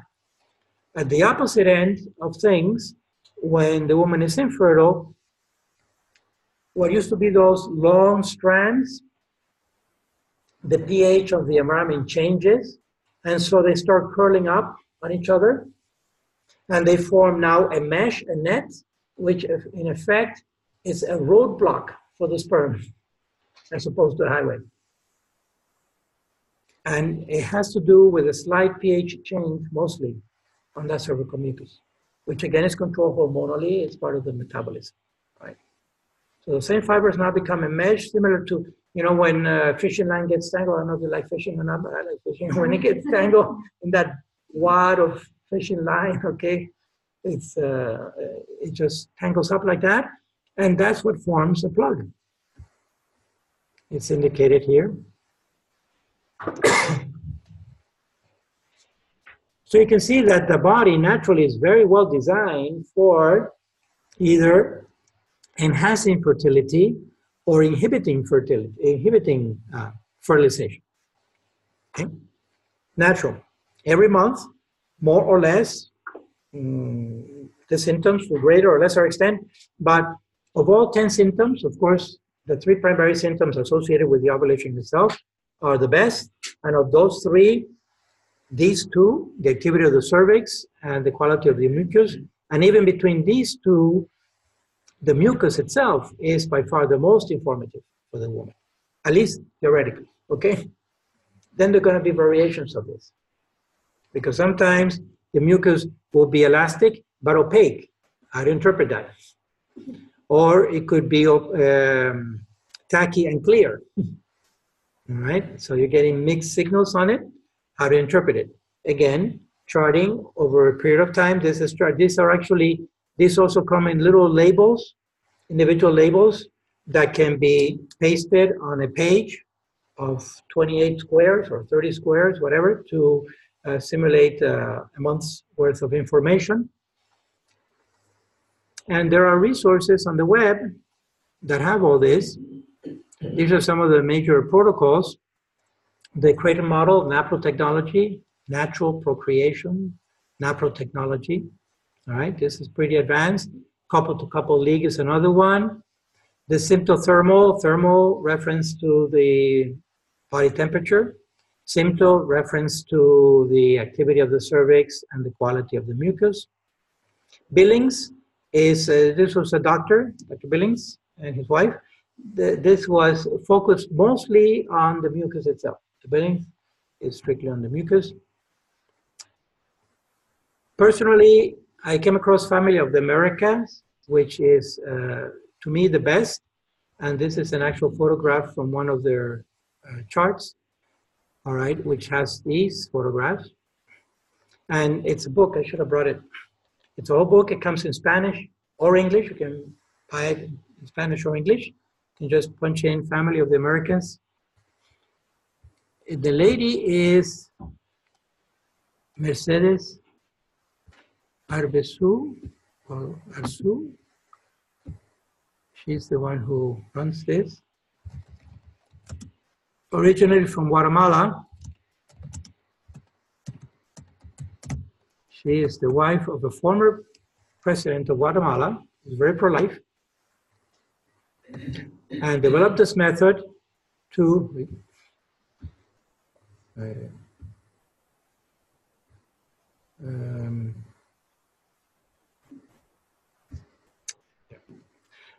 they are having a problem with the website apparently.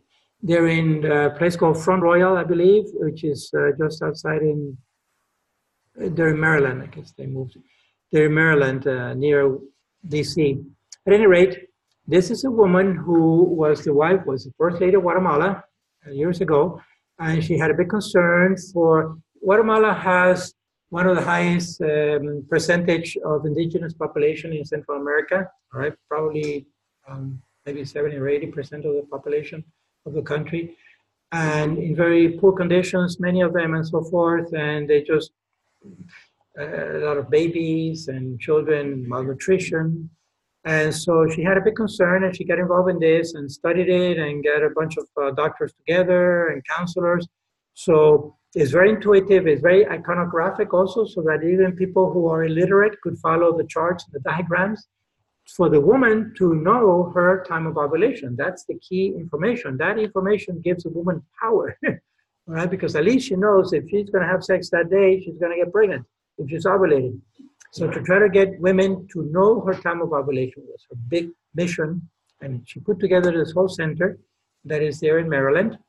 And let me see, I just wanted, can even be downloaded. You can download the charts and everything. It's a very good reference because she has a lot of stuff online also that can be downloaded.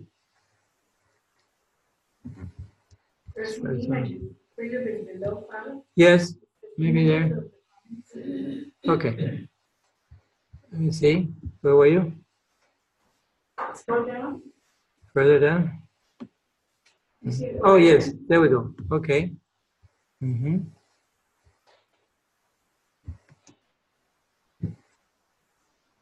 Right, so here's one example. Let me try to do this. She has several scenarios of regular and irregular cycles. We're going to lose resolution a little bit, but I just try to make it bigger so that, okay, oops. Where went I? Go back.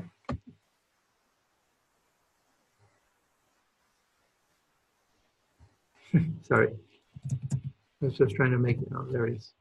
Trying to make the image larger.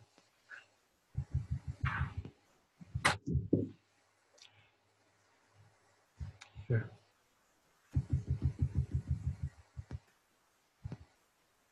So see all the charts that are involved in the book? Here's another one that's interesting, because this is the month, this is where you place the little babies. All right, and these are different types of cycles that are described, very complete, and it comes with all these little labels and tags that one can put.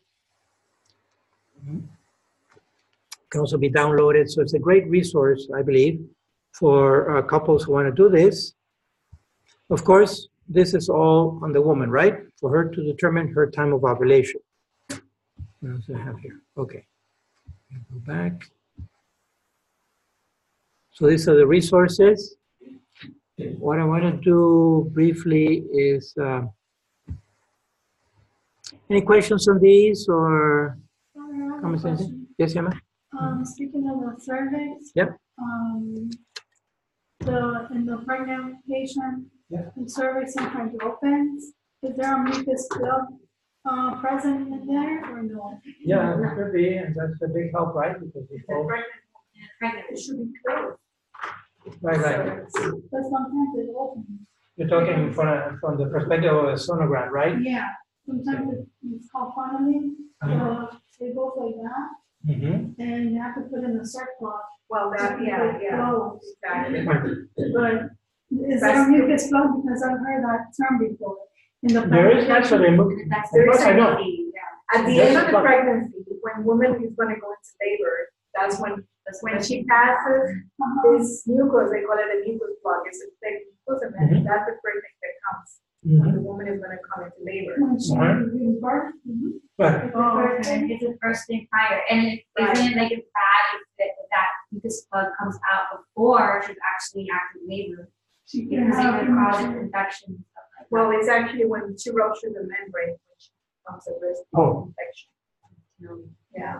But once the mucus plug comes out, then the woman goes into labor.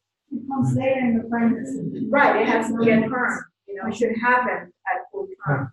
So how come what makes it happen that the cervix opens? So women have insufficiency of the muscles of the cervix, and those are the ones that they need the circular super pregnancy.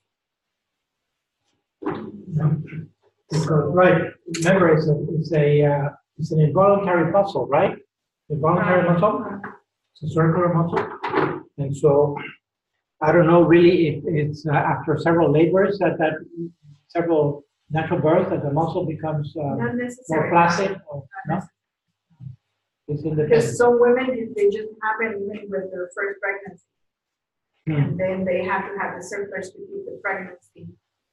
To hold the pregnancy. Yeah, they kept in the chandelier. Is this the position where they're like this? They're admitted into the hospital. And right, there's because little amniotic fluid on the baby. Because it can lead to premature rupture, no? Right. Right. But the plug, I understand the plug is there pretty much throughout the pregnancy, right? To contain the embryonic sac, the amniotic sac and all that. It seals it at the base because really that is the opening to the inside of the woman's body. So the plug is there under normal circumstances.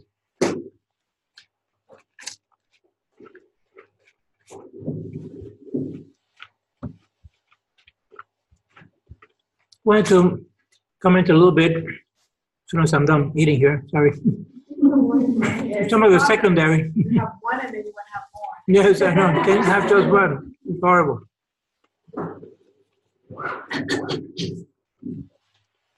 Right. A little bit on the secondary symptoms. And again, these symptoms can vary from woman to woman, from very slight to very severe, and also can vary on the same woman from month to month, and or over the years. Okay. So they're more variable, but this would just simply help to confirm or not confirm the actual ovulation. Some of them a little more in detail because some women don't know exactly where it comes from. The Mittelschmerz, which I mentioned was it's a German word which means middle pain.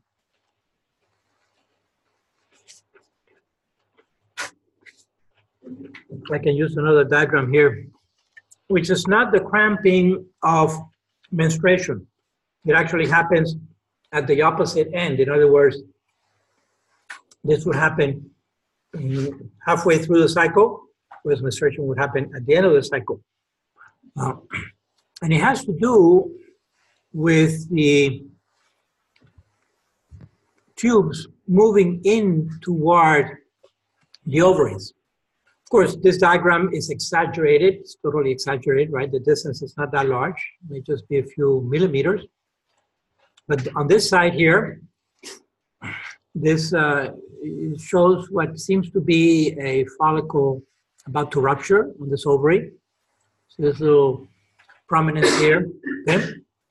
When that happens, when the egg is about to, the follicle is about to rupture and release, that's the ovulation event.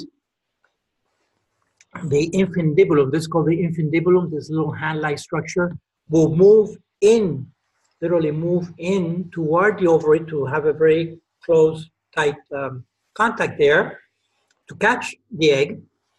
And that movement, even if it's just a few millimeters, there are internal organs that are moving and the woman feels pain, all right? And it's in the middle, and so that's the Mittelschmerz.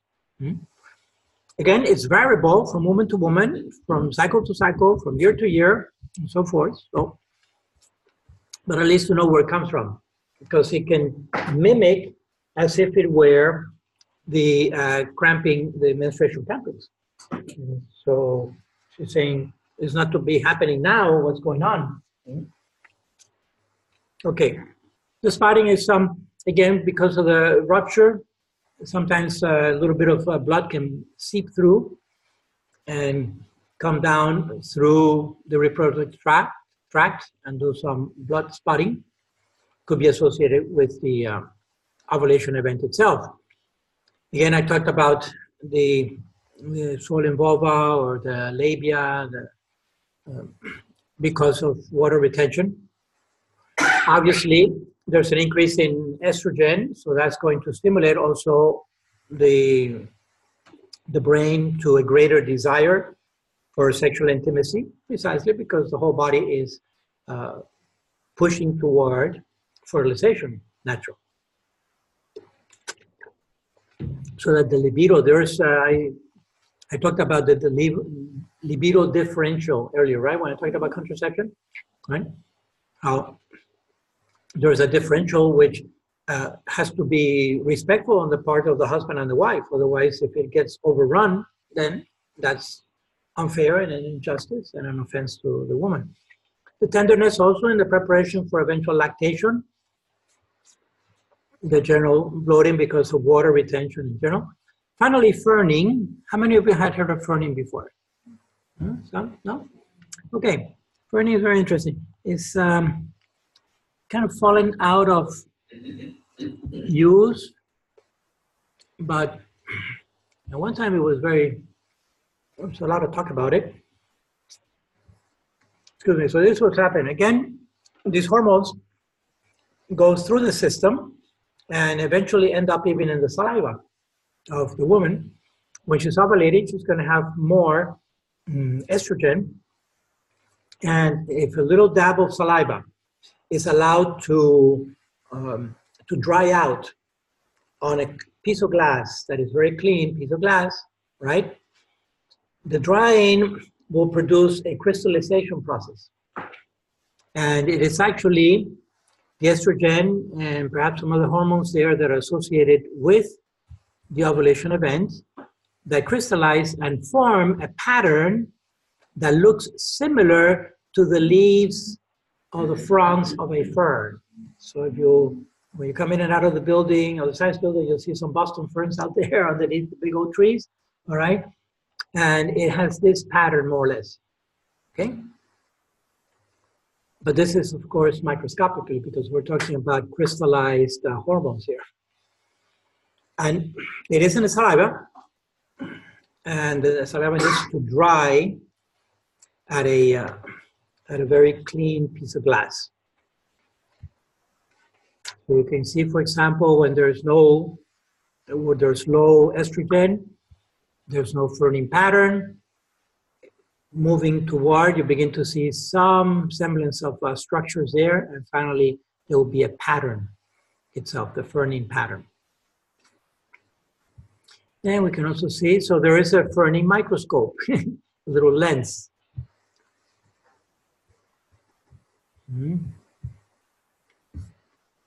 It's a little tube.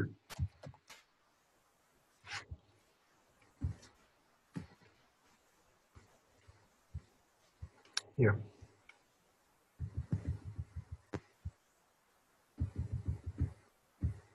Okay.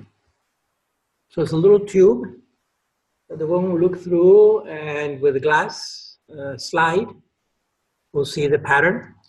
But the pattern is not that distinct, okay? So again, it takes time.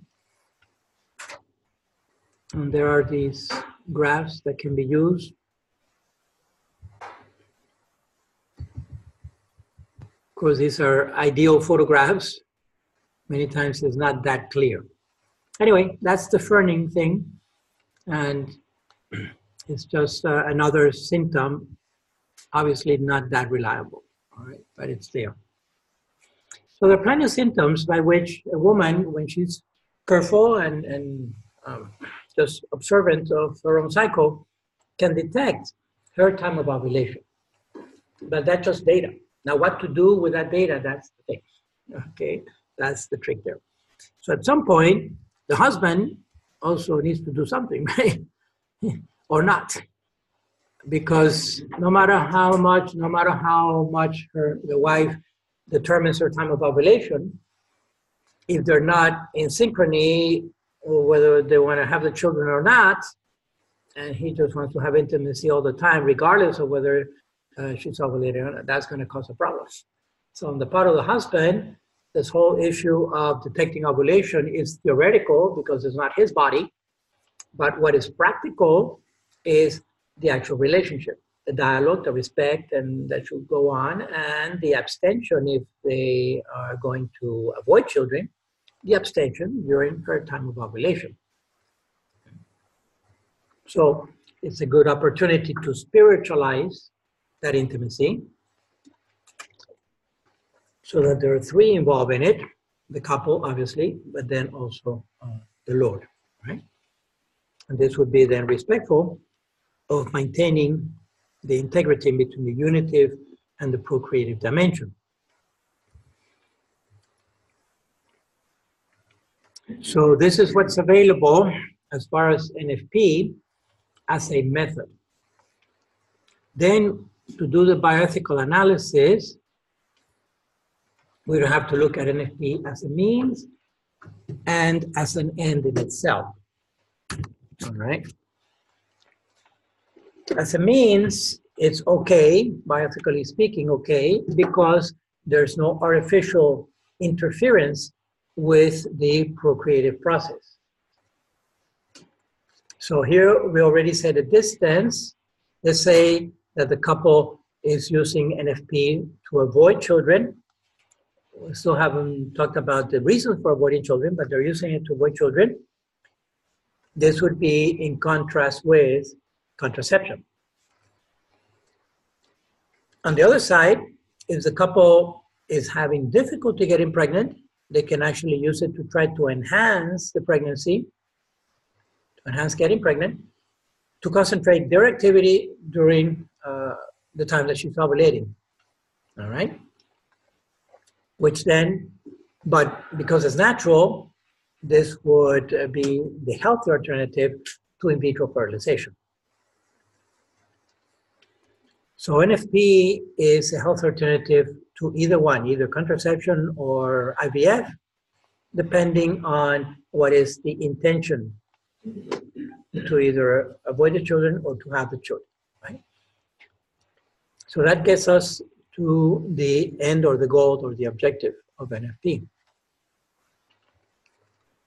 So as a means, once again, just to finalize the means part, there is no separation between the unitive and the procreative dimension. It's respectful of that integration, of keeping these two dimensions integral, right? Not doing violence to the act of intimacy itself.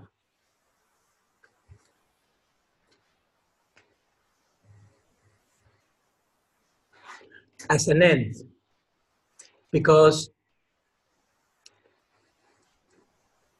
a couple who is using NFP could also be contracepting, could be using it with a contraceptive mentality.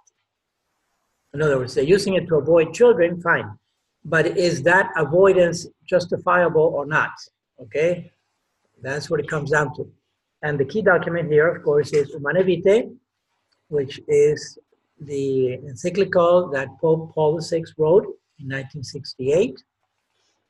Saint Paul VI now, been canonized. And this was the big bombshell back then, because this was a mere 8 years after the pill had been legalized in the United States and spread like wildfire throughout the rest of the Western Hemisphere and other hemispheres too. 1960, FDA approved the pill officially in the United States. Before then, contraception was actually illegal in the United States. It started actually in 58. 1958 was approved as a hormonal regulator. All right. So that was the backdoor entrance into contraception, legalized contraception. And then in 1960, it was approved as a contraceptive also. But before then, contraception was actually legal. The woman background to that was Margaret Sanger. You see, at the end, if I have some time, I'll do a little bit on the history of the pill, because I think I didn't cover that last time. But this is a key document, at least from the Catholic Church perspective, where if there are, say, well-grounded reasons or serious reasons for spacing children, meaning spacing birth, not having children at this particular time in their marriage, okay? So, you see, the reasons can be either physical, physiological, or psychological, or it can be also external circumstances. So there are a number of reasons that are valid, legitimate for not having children. In other words, the Catholic Church is not saying that couples need to have a child every time they have intercourse. That's not what the Catholic Church is saying. Quite the contrary. The Catholic Church talks about responsible parenthood, not Planned Parenthood, which is the abortion provider in the United States and in the world, but responsible parenting, parents being responsible. So what are some of the obvious reasons for avoiding children at this particular time in the marriage? Well, the typical one is finances. They don't have enough money right now to raise the children. Another one could be that they already have enough children. Maybe have 2, 3, 4, 10, 15, okay? So they already have enough children. It could be relocation. They're moving right now. It's a business thing. It's a company that they have to relocate. So it's better not to be pregnant while they're relocating. Others, it could be a health issue. Or it could be something temporary on the health, or it could be something permanent on the health. Right? Many, many reasons do qualify, but this requires that honesty of the couple in their heart, in their conscience, to really have a serious reason, and not just for doing another travel around the world, of which we've done several already, or just changing the car to the latest model every month or every year, whatever. In other words, it should not be frivolous reason. This all points to the seriousness of the intimacy of the couple. All right, that in principle, that intimacy should be open to procreation. So we say it's love-giving and life-giving, right? Otherwise, God doesn't really have any wiggle room in which to work. That's the challenge with contraception, is that it seeks an absolute control of the intimacy of the couple. And it's also the challenge of in vitro, is seeks an absolute control over the production of these children. Yes, so. A question about maybe the opposite of it, sort of like there's spacing of births. At what point is it irresponsible or even like just morally wrong for a couple that has a lot of children with a mother who has health issues? Like the example I'm thinking of is my husband, my cousin was in Kansas, but apparently had nothing better to do there. Yeah. And she no cable, no radio. They have nothing. Right. Just corn on one side and soybean on the other side. We lost track of how many kids she has. She either has 8 or 9. Wow.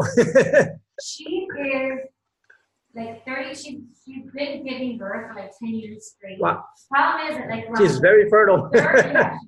Natural birth? Natural birth. Wow. And ironically, she's one of like 6, and she's one of 5 sisters. And she's the only one. Like one of her other sisters had 8 miscarriages prior. Oh my goodness, the other extreme. Yes, the other extreme. The other was adopted. So she, I don't know. Part of that is a subconscious reason for doing it. But by the 3rd or 4th one, she had no thyroid left because she had them so close together. They weren't spaced out properly. And then like the 4th one came out with diabetes, with health issues because of that not spacing out, because she was depleted, the baby then was depleted, and this has continued. Now the one that is able to have children, like, at what point is that very irresponsible for you have all these children, you're risking not even being able to be around for them. Exactly. And having unhealthy children. Yes. So exactly. So that not. And that's what we have to be careful, that the couple does not become so hardwired into the pro-life, if you will, or the church's teaching, that they see it as an absolute, that they actually have to have a child, you know, that every intercourse has to procreate. You know? In jest, they're called, sometimes they're called Irish twins. They're 9 or 10 months apart. You can figure out logistically what that means, you know, to have a child every 9 to 10 months. But yeah, it's very challenging. In fact, that could verge on the irresponsible, but it's such a personal and such a couple question, right? That you can do some counseling and advising, if you will, and so forth, but ultimately it really is left up to the couple. They obviously have reoriented their priorities big time to family and to a large family. But I would also talk about that issue, whether they have a lot of children or even few children or even no children. In my mind, by the time a woman gets to 32, between 32 to 35, that's when Down syndrome and other aneuploidies begin to rise, but exponentially. All right, and we know cases of women who are in their late 30s, in 40s, and even beyond 40s, having children, but it's typically the exception. In fact, I have a cousin, her mom, or my aunt, was 40 when she got pregnant, and this girl is now a young lady. She's very active, very smart, very intelligent, very normal, all right? She herself had 3 children of her own, so she was also fertile. But it's the exception. We know that it starts happening there. So I think that there may be a responsibility from the part of the couple to perhaps not procreate at that. I think, in other words, in my mind, that would be a sufficient reason for avoiding children, you know, which would not be contraceptive. It's simply the responsibility of avoiding a child with abnormalities. Father, does it have to be related to whether there's the first pregnancy or there is, you know, multiple pregnancies already have happened when the woman is in her late 30s? Exactly. Not necessarily. No, it's just that because, you see, it's just that the eggs are old, chronologically old. And remember, when the baby girl is born, her ovulation is arrested, right? The progress of maturity of the oocytes is arrested between the primary and the secondary oocyte, meaning that after meiosis 1, it stops. It just is like a equivalent to a freeze, all right? Only it's at body temperature, but it stops at meiosis 1, and meiosis 2 only occurs once. It begins on average 10 to 12 years later, or 8 years, you know, at menarche with the first ovulation, and then on average every month until she actually runs out. Now, many of those eggs actually become old and get reabsorbed by the ovary itself, because the baby girl is born with millions of primary oocytes. By the time she's ovulated, she only has thousands of them. So it would be then worse for a woman who menarche was early on, because there are some girls that have first menarche at age 9. Right. And some others go as late as 15. Right, yeah. So it's worse for the woman who has a menarche at 9 because their oocyte went to the secondary. Not necessarily, and I don't know that much about it to see if there is a correlation between early or late menarche and Down syndrome at the end of the reproductive years. You know, there could be, but my suspicion is that there is not. It's just that the hormones were ready at that point to start maturing the eggs. You could also remember, just thinking out loud here, there's also the relationship. It's not nature or nurture, right? It's a relationship between nature and nurture. So it could depend on what that girl was eating along the years, what kind of lifestyle she had by way of just chemical stimuli. Maybe if she had, again, thinking out loud, a lot of red meat, which has the growth hormones that is fed to the cow, that goes through the process because they're synthetic and they don't break down as much. She could be maturing faster, not because of her own genetics, but because of the environmental influence of the hormones that she's getting, the growth hormones that she's getting through the food. And so it's a very plastic, right? It's a very dynamic situation. But, and again, I always feel a little leery about jumping into the statistical model, probabilistic model, because we're not probabilities, okay? We are individual persons, we're determined human beings. But again, on average, and that's the literature, between 32 to 35, that's when Down syndrome starts rising exponentially. And it's simply the age of the eggs. So why do I mention this? Well, because it's become very popular and very proper for women to study a career now. And they typically do that in their 20s, right? And while they're studying, and he's studying also, perhaps it's not prudent, and they can find plenty of justifications for spacing the births or waiting to get pregnant, which means that then she's going to get pregnant in the 30s. And we're back to the same old thing. For the man, it doesn't matter because he's still fertile and there's no problem. But for the woman, it does make a difference. And so I don't want to say that women should not get a career at all, but they have to juggle, women have to juggle the career, the profession with the vocation. Okay, and that's the challenge. So again, there's more burden, if you will, there's more burden put on the woman simply because of all this. Biological clock. Yeah, the biological clock, right? Yeah, and then... And the syndrome of the men not eating with that cow. If you're, I don't know, they don't leave home till like their 30s. Right, exactly. So it's not Those are really things. better. Right. What's that called? Oh my gosh, I made a movie out of it.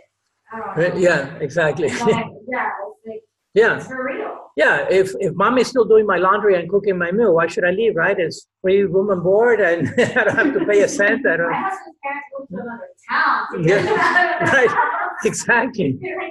Yeah, exactly. Here's the keys to the house. You can have it. We're gone. Yeah. Yeah. These are the social dynamics that we see, right? Exactly. Yeah. So education does have multiple implications on the population. But these are the things to keep in mind. And even a couple who has 3 or 4 children, that's also already considered large. 3 or 4 children. Today, 100 years ago, 3 or 4 children was considered very poor. Oh my goodness, what happened to you? You poor fellow, you didn't have the dozen.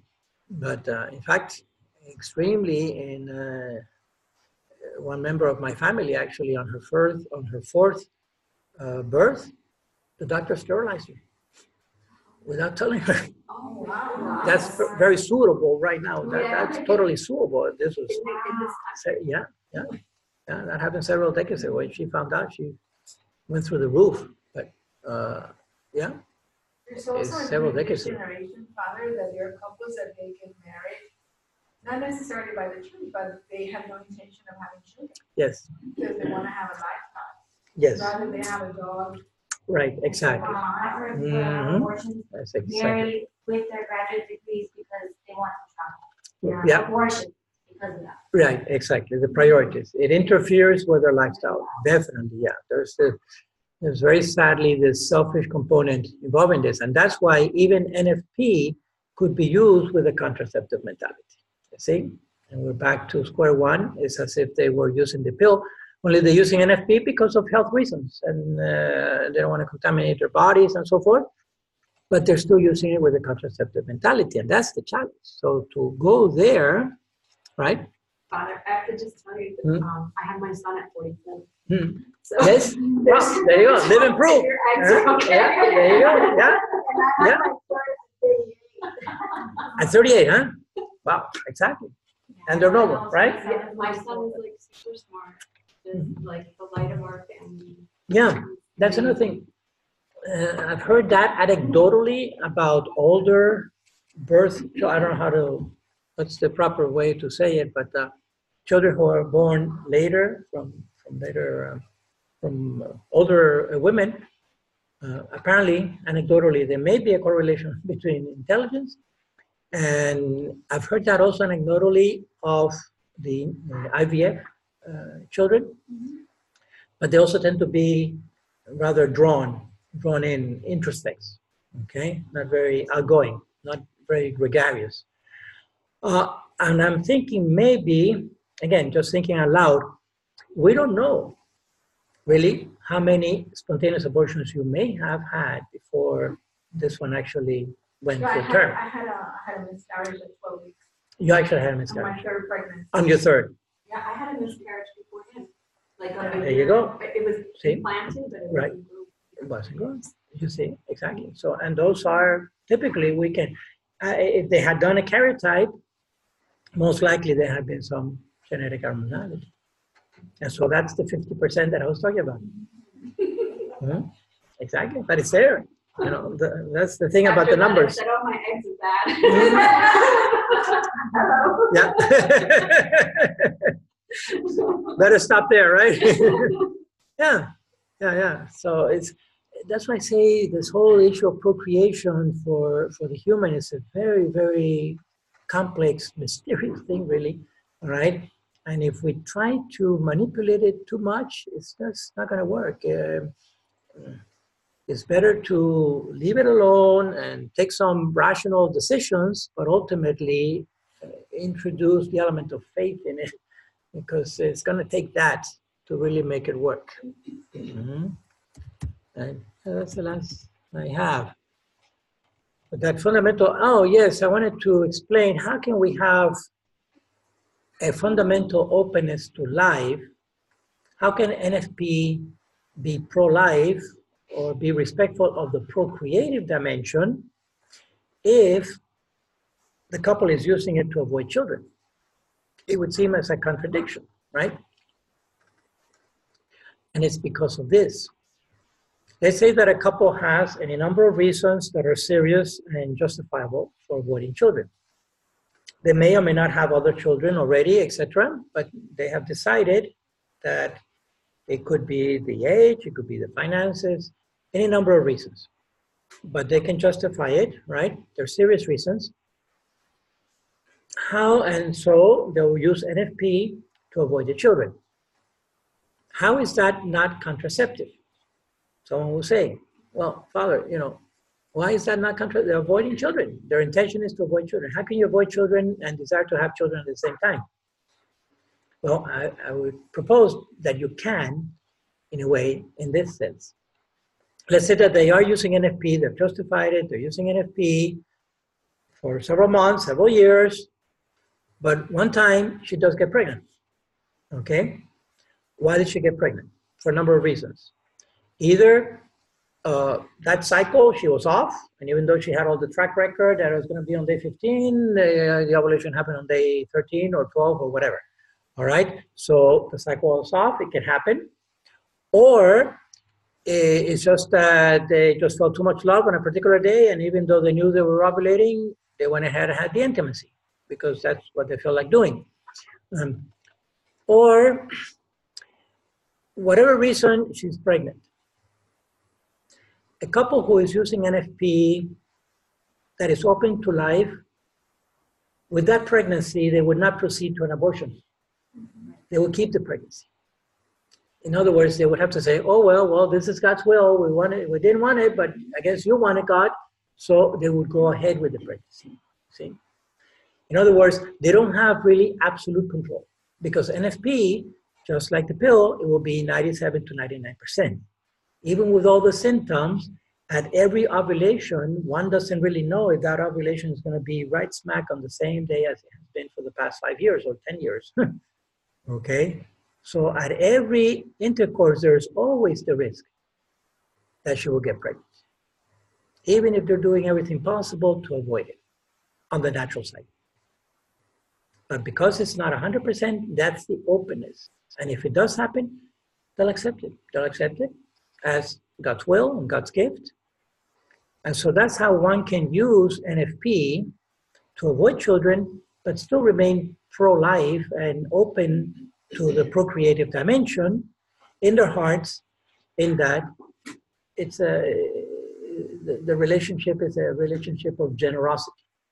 And they're not seeking the absolute control that contraception or IVF seek on this whole process of procreation. Make sense? Yeah, okay. Father, I think there is a typo there. Yeah. It says to be avoided by any means. To be avoided by. Oh yeah, thanks. Thank you very much. Thank you. Mm-hmm.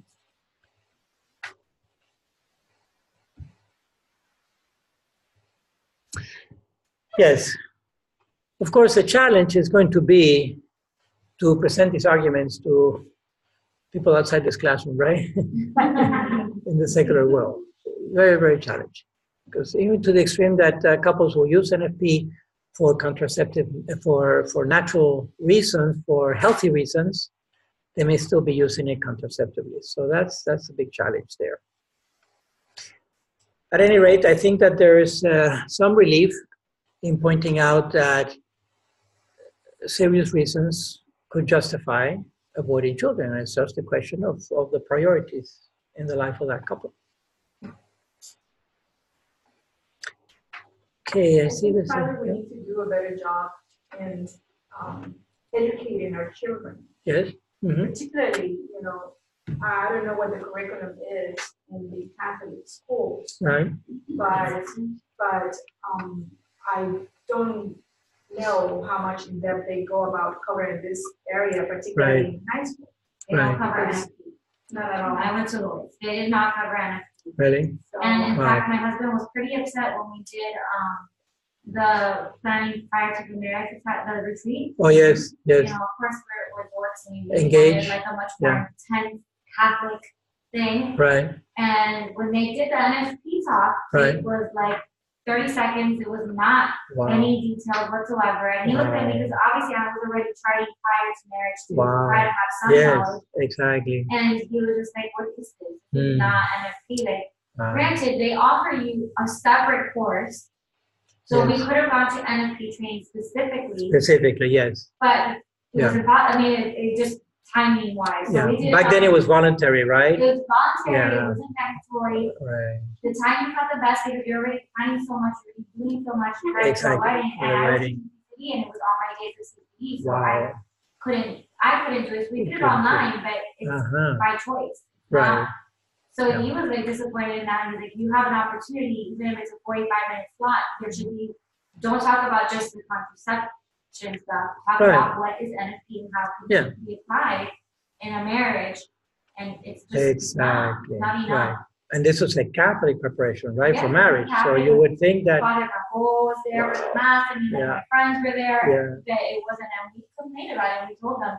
Right. And their reasoning was that, there was like, I think it was like 100 couples, so and they were like, there's not, most of these people aren't practicing Catholics that actually care. So we're trying to give them like the tidbits of information, so that it's not a total turnoff, but at least some information is given. More like it's still not enough. It's acquiescing. It's giving into the culture, the prevailing culture, right? It's in a light. Yes, very light and. Truly, in my opinion. Exactly. They have to do it because they want to get married on a little flower or St. Patrick's, so you might as well take advantage of it. Exactly right. And you have so that. You can in that moment, but they see it the other way. Yes. You might as well do it as quick as possible. Right. You don't want to lose the audience, right? You don't want them turning off and writing it off. But I would say precisely de-emphasize the contraceptive thing, because they can always find that in society and culture, but emphasize this great treasure of NFP because they're not going to hear it anywhere else. And the worst that could happen is that they won't listen to it, but at least it was given out to them.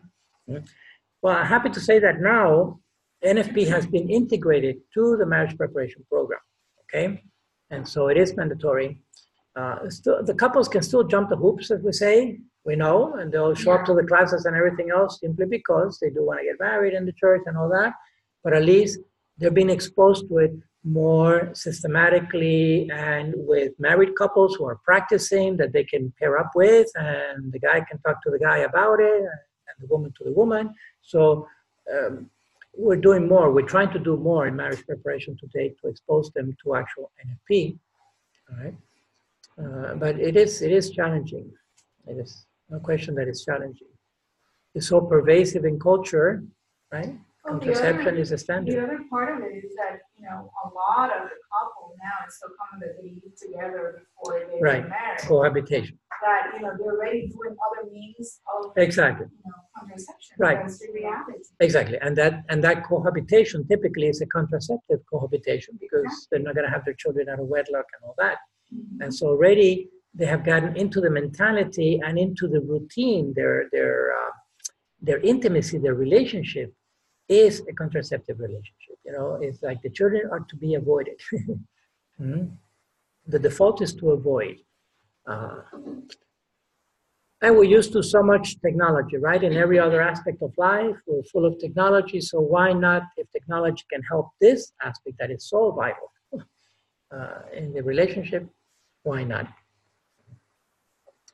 So it is challenging. It is challenging. However, positive things that one hears from NFP and couples who have been practicing it for years is the level of communication between the couple, the level of the intimacy. It just takes priority. It changes the dynamic. It's much more respectful for each other.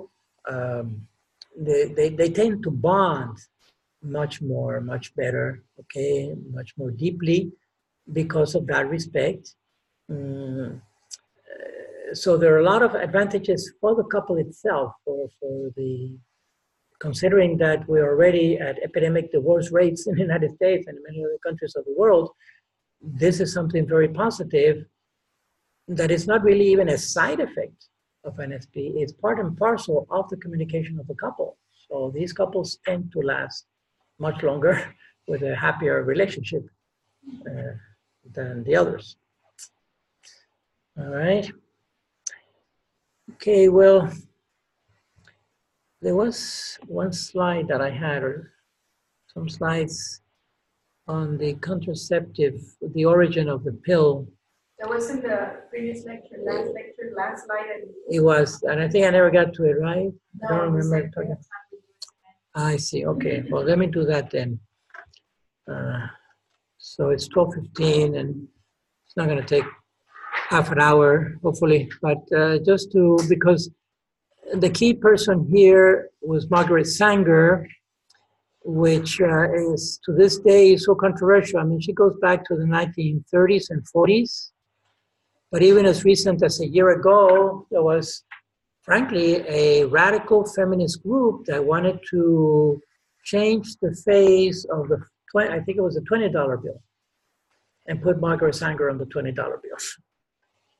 Okay, yeah. Because of being the heroine of this country by giving women contraception. So even after 60, 70 years of the event, it's still lingering. Thank God that hasn't happened yet. Let's see if I can find that slide.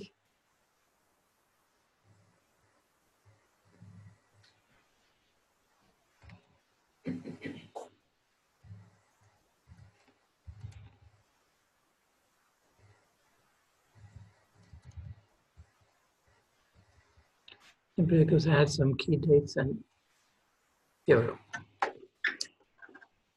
Okay, let me give you a little background on here. Margaret Sanger was the daughter of Irish immigrants, Catholic, and she was the sixth of 11 siblings, right? The mother had a total of 18 pregnancies, so 7 miscarriages.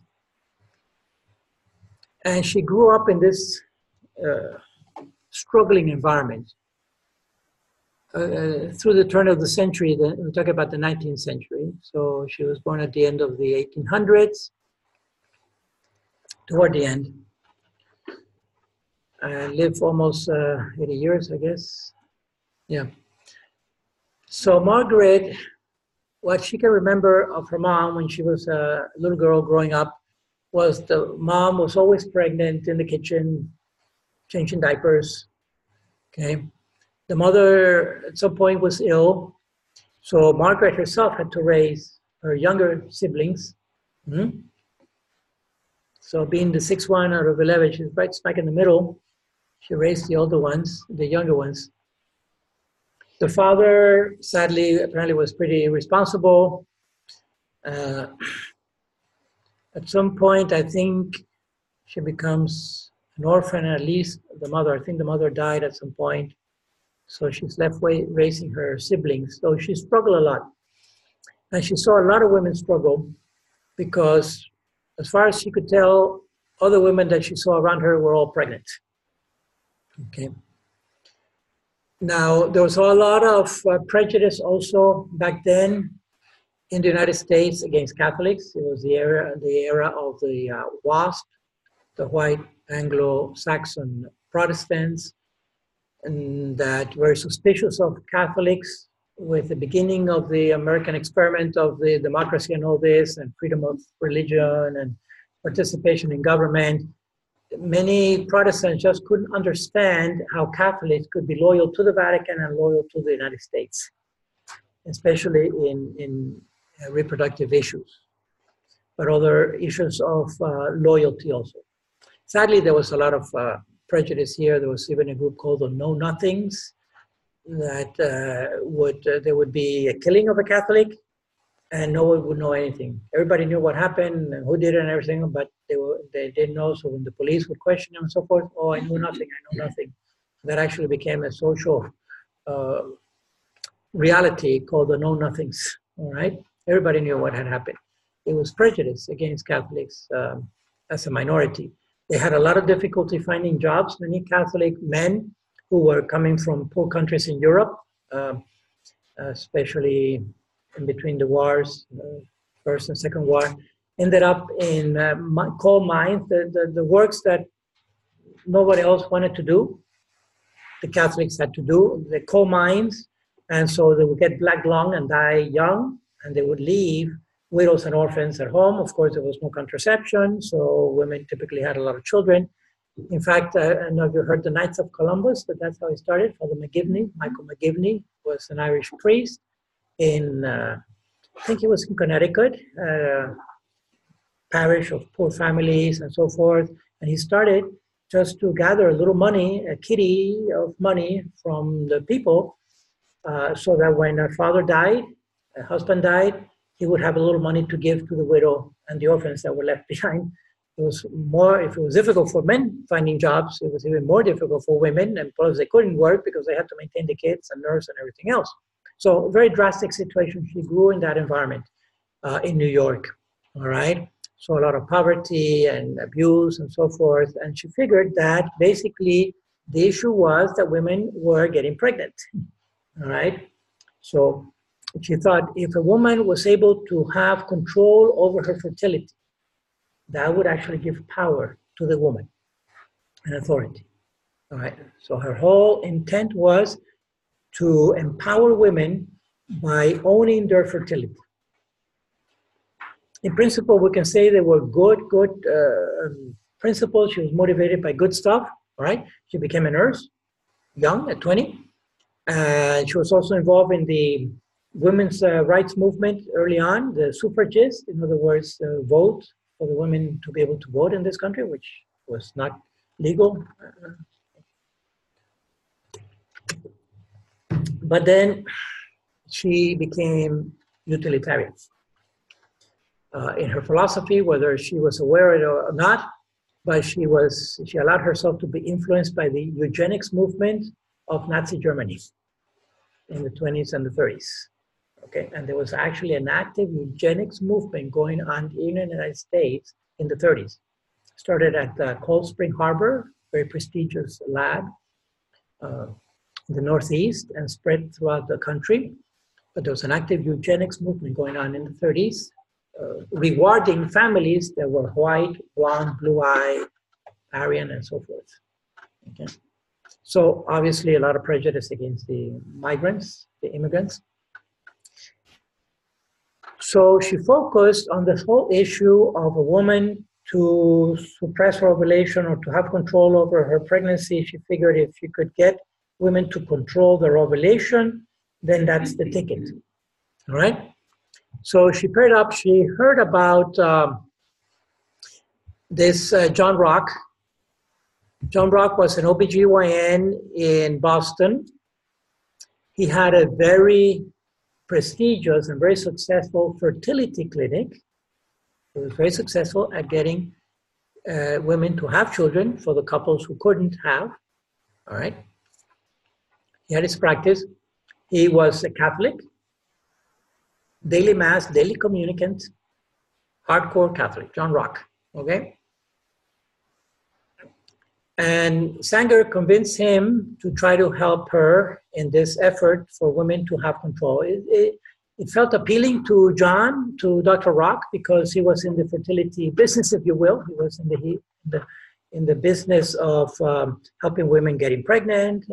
So the idea was, well, how about we help women who have many children to not get pregnant? And it sounded appealing. Then Sanger hooked up Rock with Gregory Pincus. Pincus was a biochemist, biologist, biochemist at Harvard. Okay. And he was already doing experiments and research on hormones, on human hormones. So it was a natural to look at the sex hormones. And he was working with progestins. So she hooked them up to try to develop a chemical that would control a woman's ovulation.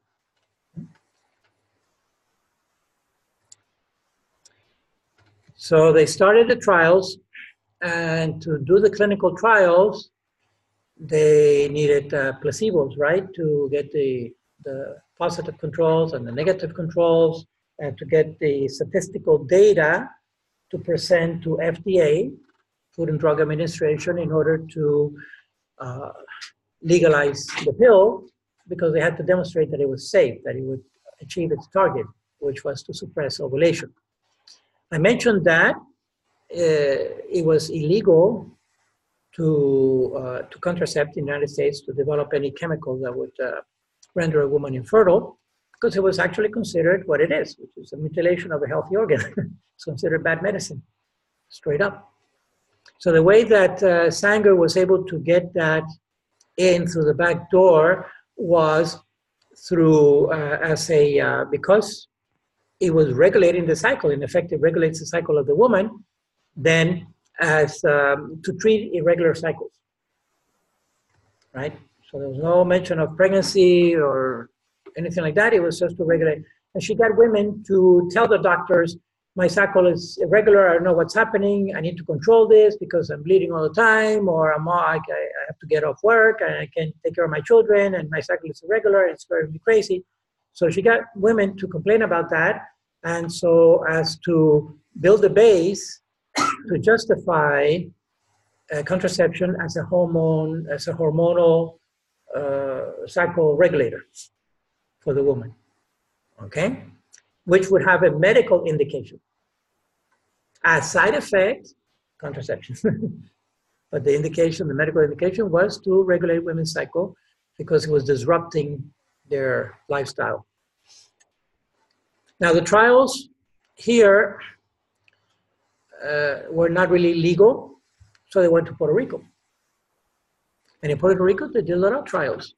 And women were flocking. Of course, there was no informed consent or IRBs or anything like this or bioethics committees. They just advertised out there, women who would like to try to not get pregnant again, you're welcome to participate in these trials. And they were even told by word of mouth, you know, that some of these women are going to get placebos to validate the data, right? And to contrast the control that has to be the control population. But they didn't tell you are getting the placebo, you're getting the pill, you're getting the whole monthly pill, and then go have intimacy with your husband, but you have the risk of being the woman who's getting the placebo. We're not going to tell you, but we know who they are because we have to keep a record of this. And and they got thousands of women who were willing to risk getting pregnant for the possible benefit of not getting pregnant or getting the real pill, right? Those trials went on in Puerto Rico, and at some point they moved to Mexico, which they did more trials in Mexico. Again, unregulated, with no really informed consent, in the sense that they manipulated the population, and women taking advantage of the desperation of a woman not wanting to get pregnant again and risking taking the placebo because there's a chance that I may get the real pill. So that was the data that was used to build up the case, the clinical case for the FDA approval. Eventually, they went to California also. Of course, they would use minority groups like the migrant workers and people like that, immigrants, you know. Okay. Finally, she pushed it so much that she got FDA to approve it in 1960. And it spread like wildfire. I don't know if I put some, no. I had another one that had more details on it, but it grew exponentially by the millions of people, of women started getting on the pill. Then,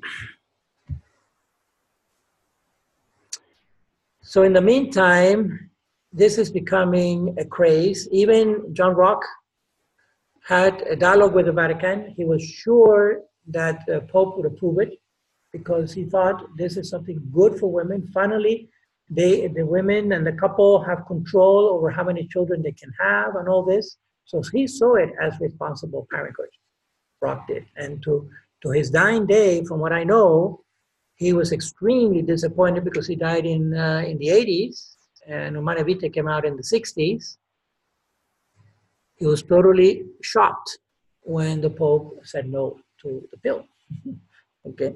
Because he was sure that the Vatican would approve it and that they would say he felt to his dying day that he was making a positive contribution, bringing couples up to modernity, what science and medicine can do for a couple to regulate the number of children that they had. What happened in the meantime is that The 60s were also tumultuous years and ages, and some of you may remember the 60s. I remember the 60s. Vatican II, yes. So, Vietnam World. exactly. Exactly. You're hitting all the buttons. I think the social revolution that happened in the 60s, all right? The Beatles, I grew up with the Beatles and all that. At one point, I had my hair down to my shoulder and beyond. The peace sign. When I got my bicycle, I painted flowers on the bicycle. I was one of those flower child. Didn't go to Woodstock, but we had something similar. I was living in Mexico City at that time. It was all Beatles day in and day out. All right, so those were my teen years, and that was a big social revolution happening in the 60s. The Catholic Church was not exempt from the influence of that social revolution that was happening. The big thing was question authority. Question authority because all these authoritative figures have fallen from grace and they're corrupt and they are a disgrace and they're getting into war, so let's avoid the draft and let's move to Canada. And they get elected as a president and so forth. Anyway, back to the 60s, the church is trying to come up to date also. So we had the transition from Pius XII, dies, and the one who's elected is John the 23rd. Okay, John the 23rd was, he had been Patriarch of Venice, and he is elected Pope, and he is very open to bringing the church to date. They call it aggiornamento, which is bringing the church up to date. Aggiornare is to bring the church up to date. Anyway, he was famous for saying, well, we need to open the door, open the windows of the Vatican and get some fresh air in here. It's very stale in this room, okay? The Mass was in Latin from the last council of the church. Well, it was Vatican I, but Vatican I was truncated because Garibaldi was coming into Rome to take possession of the Papal States, and the bishops fled, bless you, and at Vatican I in the 1860s, the Pope ran into Castel Gandolfo, not Castel Gandolfo, the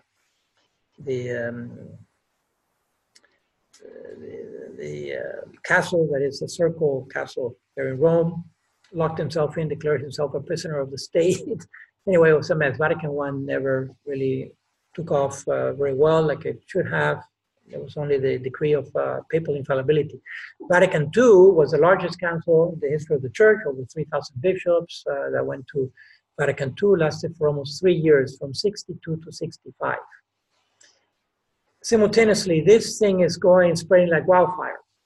So John the 23rd started the council, and a few months later he died. So he left a hot potato in the middle of the council. Now the cardinals in the council have to go into a conclave to elect a pope in the middle of Vatican Council II, which they did, and the one who came out was Montini, Paul VI, very intellectual, very wise, and he took the council to fruition for about 2.5 years. But at the same time, he did not want the council, because the council was trying to bring, the Vatican Council was trying to, it's an ecumenical council, wanted to bring the church up to date in a positive way without ditching the doctrine, the teachings of the church, but at the same time, bringing it up to date. For example, one of the positive things that came out of Vatican II, very well known, is the change of Mass from Latin to what we call vernacular. Vernacular is the language of each country. In the United States, English, so that people can finally know what's going on in the Mass instead of being Latin against the wall and all that. Turn around, it's not that the priest turned around, it's that the altar was detached from the wall and put in the center, so that there's a dialogue, a symbolic dialogue between the priest and the people and God. So it's actually a trialogue. Anyway, there's a lot of theology behind it, and it was bringing the church up to date. He did not want, Paul VI did not want the Second Vatican Council to be sequestered by the issue of contraception, because that was one of many social issues that were going on. but not the only one, okay? So he didn't want the council to turn into a sex council with a bunch of celibate men in there, all right?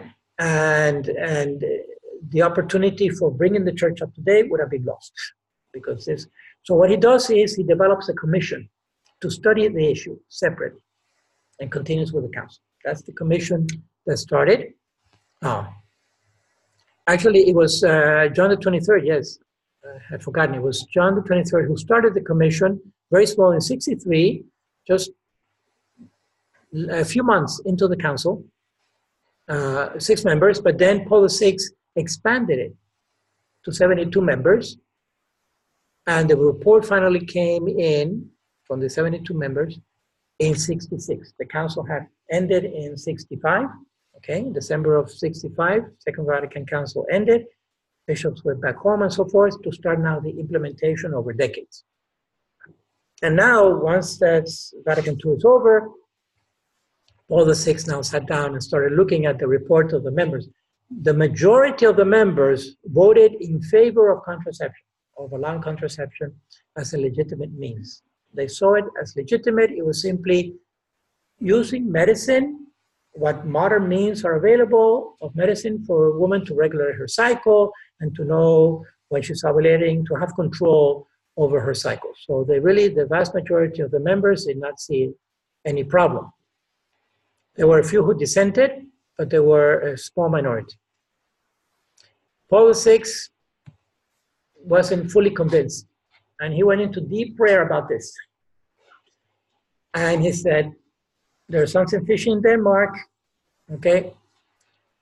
And finally, he realized through the inspiration of the Holy Spirit, because thank God he has, you see, in faith, that's why Vatican I was so important, because at Vatican I was the establishment, if you will, of the doctrine of infallibility, of statement as cathedra, meaning that when a pope speaks in matters of faith and moral, he cannot err, he cannot make a mistake because of the Holy Spirit with divine inspiration. Okay, so that's the teaching of the church in faith and morals. And obviously, this whole issue of the pill and the intercourse and the couple is about morals, right? Maybe not so much about faith, not at face value, but definitely about morals, what's ethical and what's not ethical. So he said, no, because it actually disrupts. It's an artificial separation between the unitive and the procreative dimension, and we just don't have a right to do that because it is inhuman, it is against the human nature. So even he, as a celibate pope, bishop, and priest, he saw that it was inhuman, it was a violence to the human intimacy of couples to separate, to allow that radical separation between the unitive and the procreative. And the intuition is that he probably had some married couples that were very close to him, and he had some very intimate conversations with these couples that were able to express to him the anthropology in their own words, you know, in lay words, and he saw through and deeply into the theology, into what we call a theological anthropology, what is really proper and dignified of the human act, so it doesn't become like animals, like the mating of animals, but it's truly and fully human, maintaining those two dimensions together. And so he comes out with this little encyclical of about 15 pages, Humanae Vitae. And when that dropped in 67, was it, or 68, it was a bombshell, right? Because at this point, many millions of Catholic women throughout the world were already contracepting for about 8 years. Okay. And to this day is one of the most controversial and unaccepted encyclicals and teachings. But the sad reality is, I have no problem saying this, that beyond the couples who, you know, cannot be blamed for not having a theological background, because most lay people don't study theology in any depth, many priests and bishops were against Humanae Vitae. And so that got spread around. So the very least is you don't hear about this. You just don't hear about, like yourself just said, you just don't hear about NFP, you don't hear about Humanae Vitae, you don't hear in the confessional, certainly no one's going to ask, well, are you contracepting or not? Because most of them are, right? And this is a challenge. But to this day, this is where we're at. Also because, see, ignorance is the tool of the evil one is ignorance. And it's very rare for us celibate priests to know about NFP. You ask any celibate priest to tell you about NFP and say, well, that's probably the rhythm. When was the last time you had a menstruation? Which is absolutely not. Okay, and that's the challenge. Anyway, other things about Sanger is when she became pragmatical and utilitarian, and she became a eugenicist, okay? This is where it really tipped the scales. She was looking for funding in the 30s to fund Pincus and Rock, and the 40s to move this forward, all right? More in the 40s and 50s, I think. She was doing campaigns and fundraising and so forth, but she wasn't getting much. So at one point, she decided to write a letter to some big pharmaceutical guys that had a lot of money. The Gamble brothers, as in Procter and Gamble. Mega. They were millionaires back then, when millions really counted, okay? Procter and Gamble. So the Gamble brothers, she sends a letter to the Gamble brothers, and in part of that letter, trying to justify for them to give her some money to do this research on the pill, she says in the letter, in one point, we don't want word to get out that we want to exterminate the Negro population. The Negro population. We don't want word to get out to exterminate the Negro population. So what do? We put that in Google and we get the letter. It is incredible because they got out. They got out, okay? And that was also part of the ideology of the one who started Planned Parenthood also. She is the one who started Planned Parenthood. That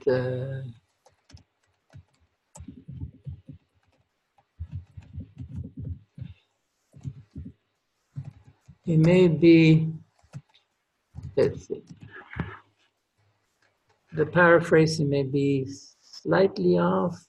We don't want word to go out that we want to exterminate the Negro population. Oh, yeah, and the minister is the man who can straighten out the idea, etc. So he really she wanted religion, especially at this point. She had given up with the Catholic Church and she was going after the Protestant to promote this in their churches. And to this day, the Protestants in general are in favor, they don't have an issue with contraception by and large. But there it is, okay? This Time magazine. So she's as youth, probably as a nurse. Mm-hmm. And so you can read that. And the issue here is that she was after, and she had a whole list of people who should not reproduce. The blacks, the imbeciles, the deformed, the migrants, the poor, the ignorant, they did not have a right to reproduce because they are contaminating the human race. That is eugenics, straight up eugenics mentality. I said, these people have to be prevented from reproducing because they're contaminating the earth and the population. So she went headlong into eugenics, and the pill is a product of that. She started with, I think it was the, what was the name of Planned Parenthood before? The birthright, abortion right, birthright league.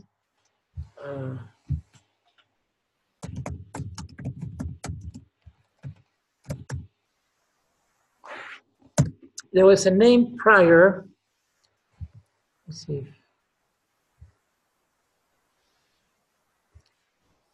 She started first, she founded a group, a league, because she was also a suffragist, right, and was involved in the feminist movement of the country originally. Anyway, she founded this group of demanding birth control, like it was part of the women's liberation, getting voting and getting birth control and all this was part of the women's rights, okay? Eventually, that that group, that league, became Planned Parenthood. To this day, many of the Planned Parenthood offices are in Black neighborhoods or minority neighborhoods, Hispanic neighborhoods. The preponderance of these clinics or abortion places, centers, are in poor neighborhoods, because that's the mentality.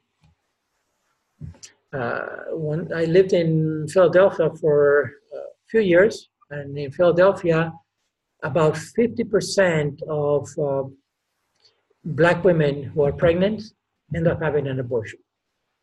Not the spontaneous miscarriage, it's another 50%. This is a voluntary 50%.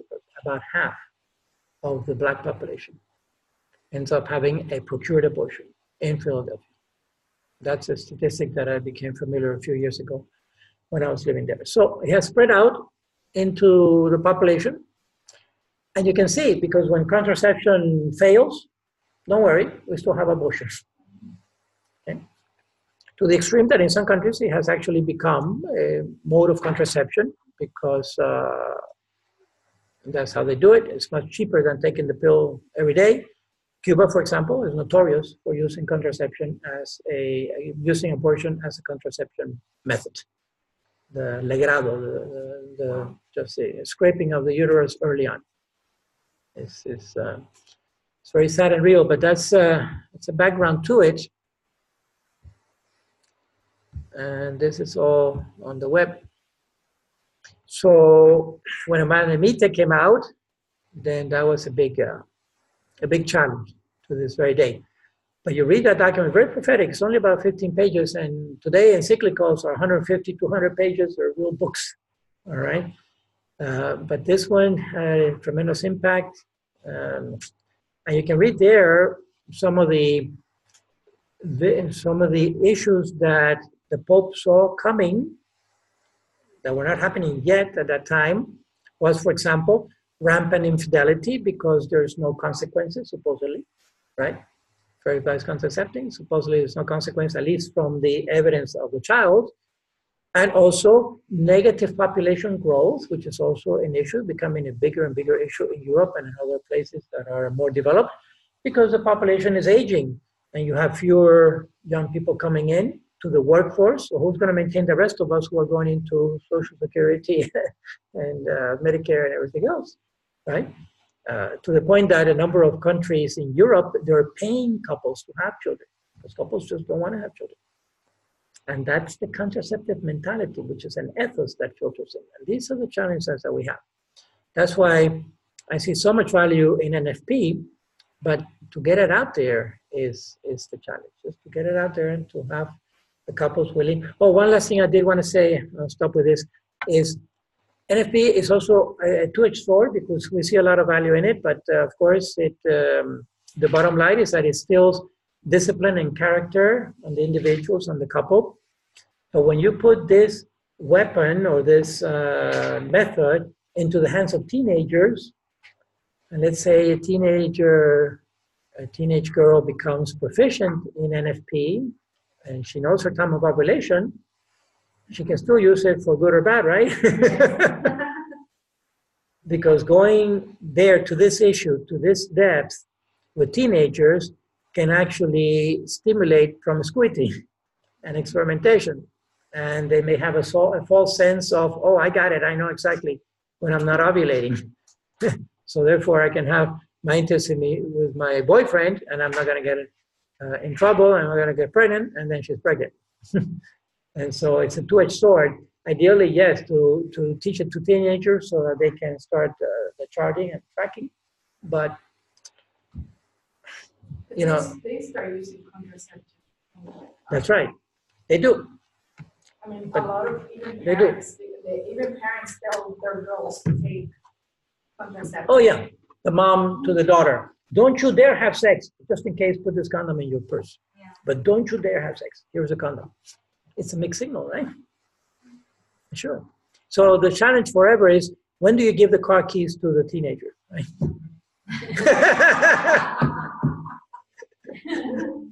Public transportation. Where they can pay for their own insurance. Yeah. Okay, folks, so these are the challenges that we have, right? Now we have left, we're going to leave reproduction as such a little bit on the side, and we're going to go now into stem cell research and cloning the next time, which is going to go more on the experimental thing, the experimental side of things. And then at the end, we'll come back and look at some other craziness that has been done today. I mentioned briefly 3 parent embryos for mitochondrial disease, and also these chimeras. And I'll finish that with a positive note on fetal surgery and fetal medicine. Okay, thanks again, and looking forward to seeing you next time. Let me turn this off now. Stop recording.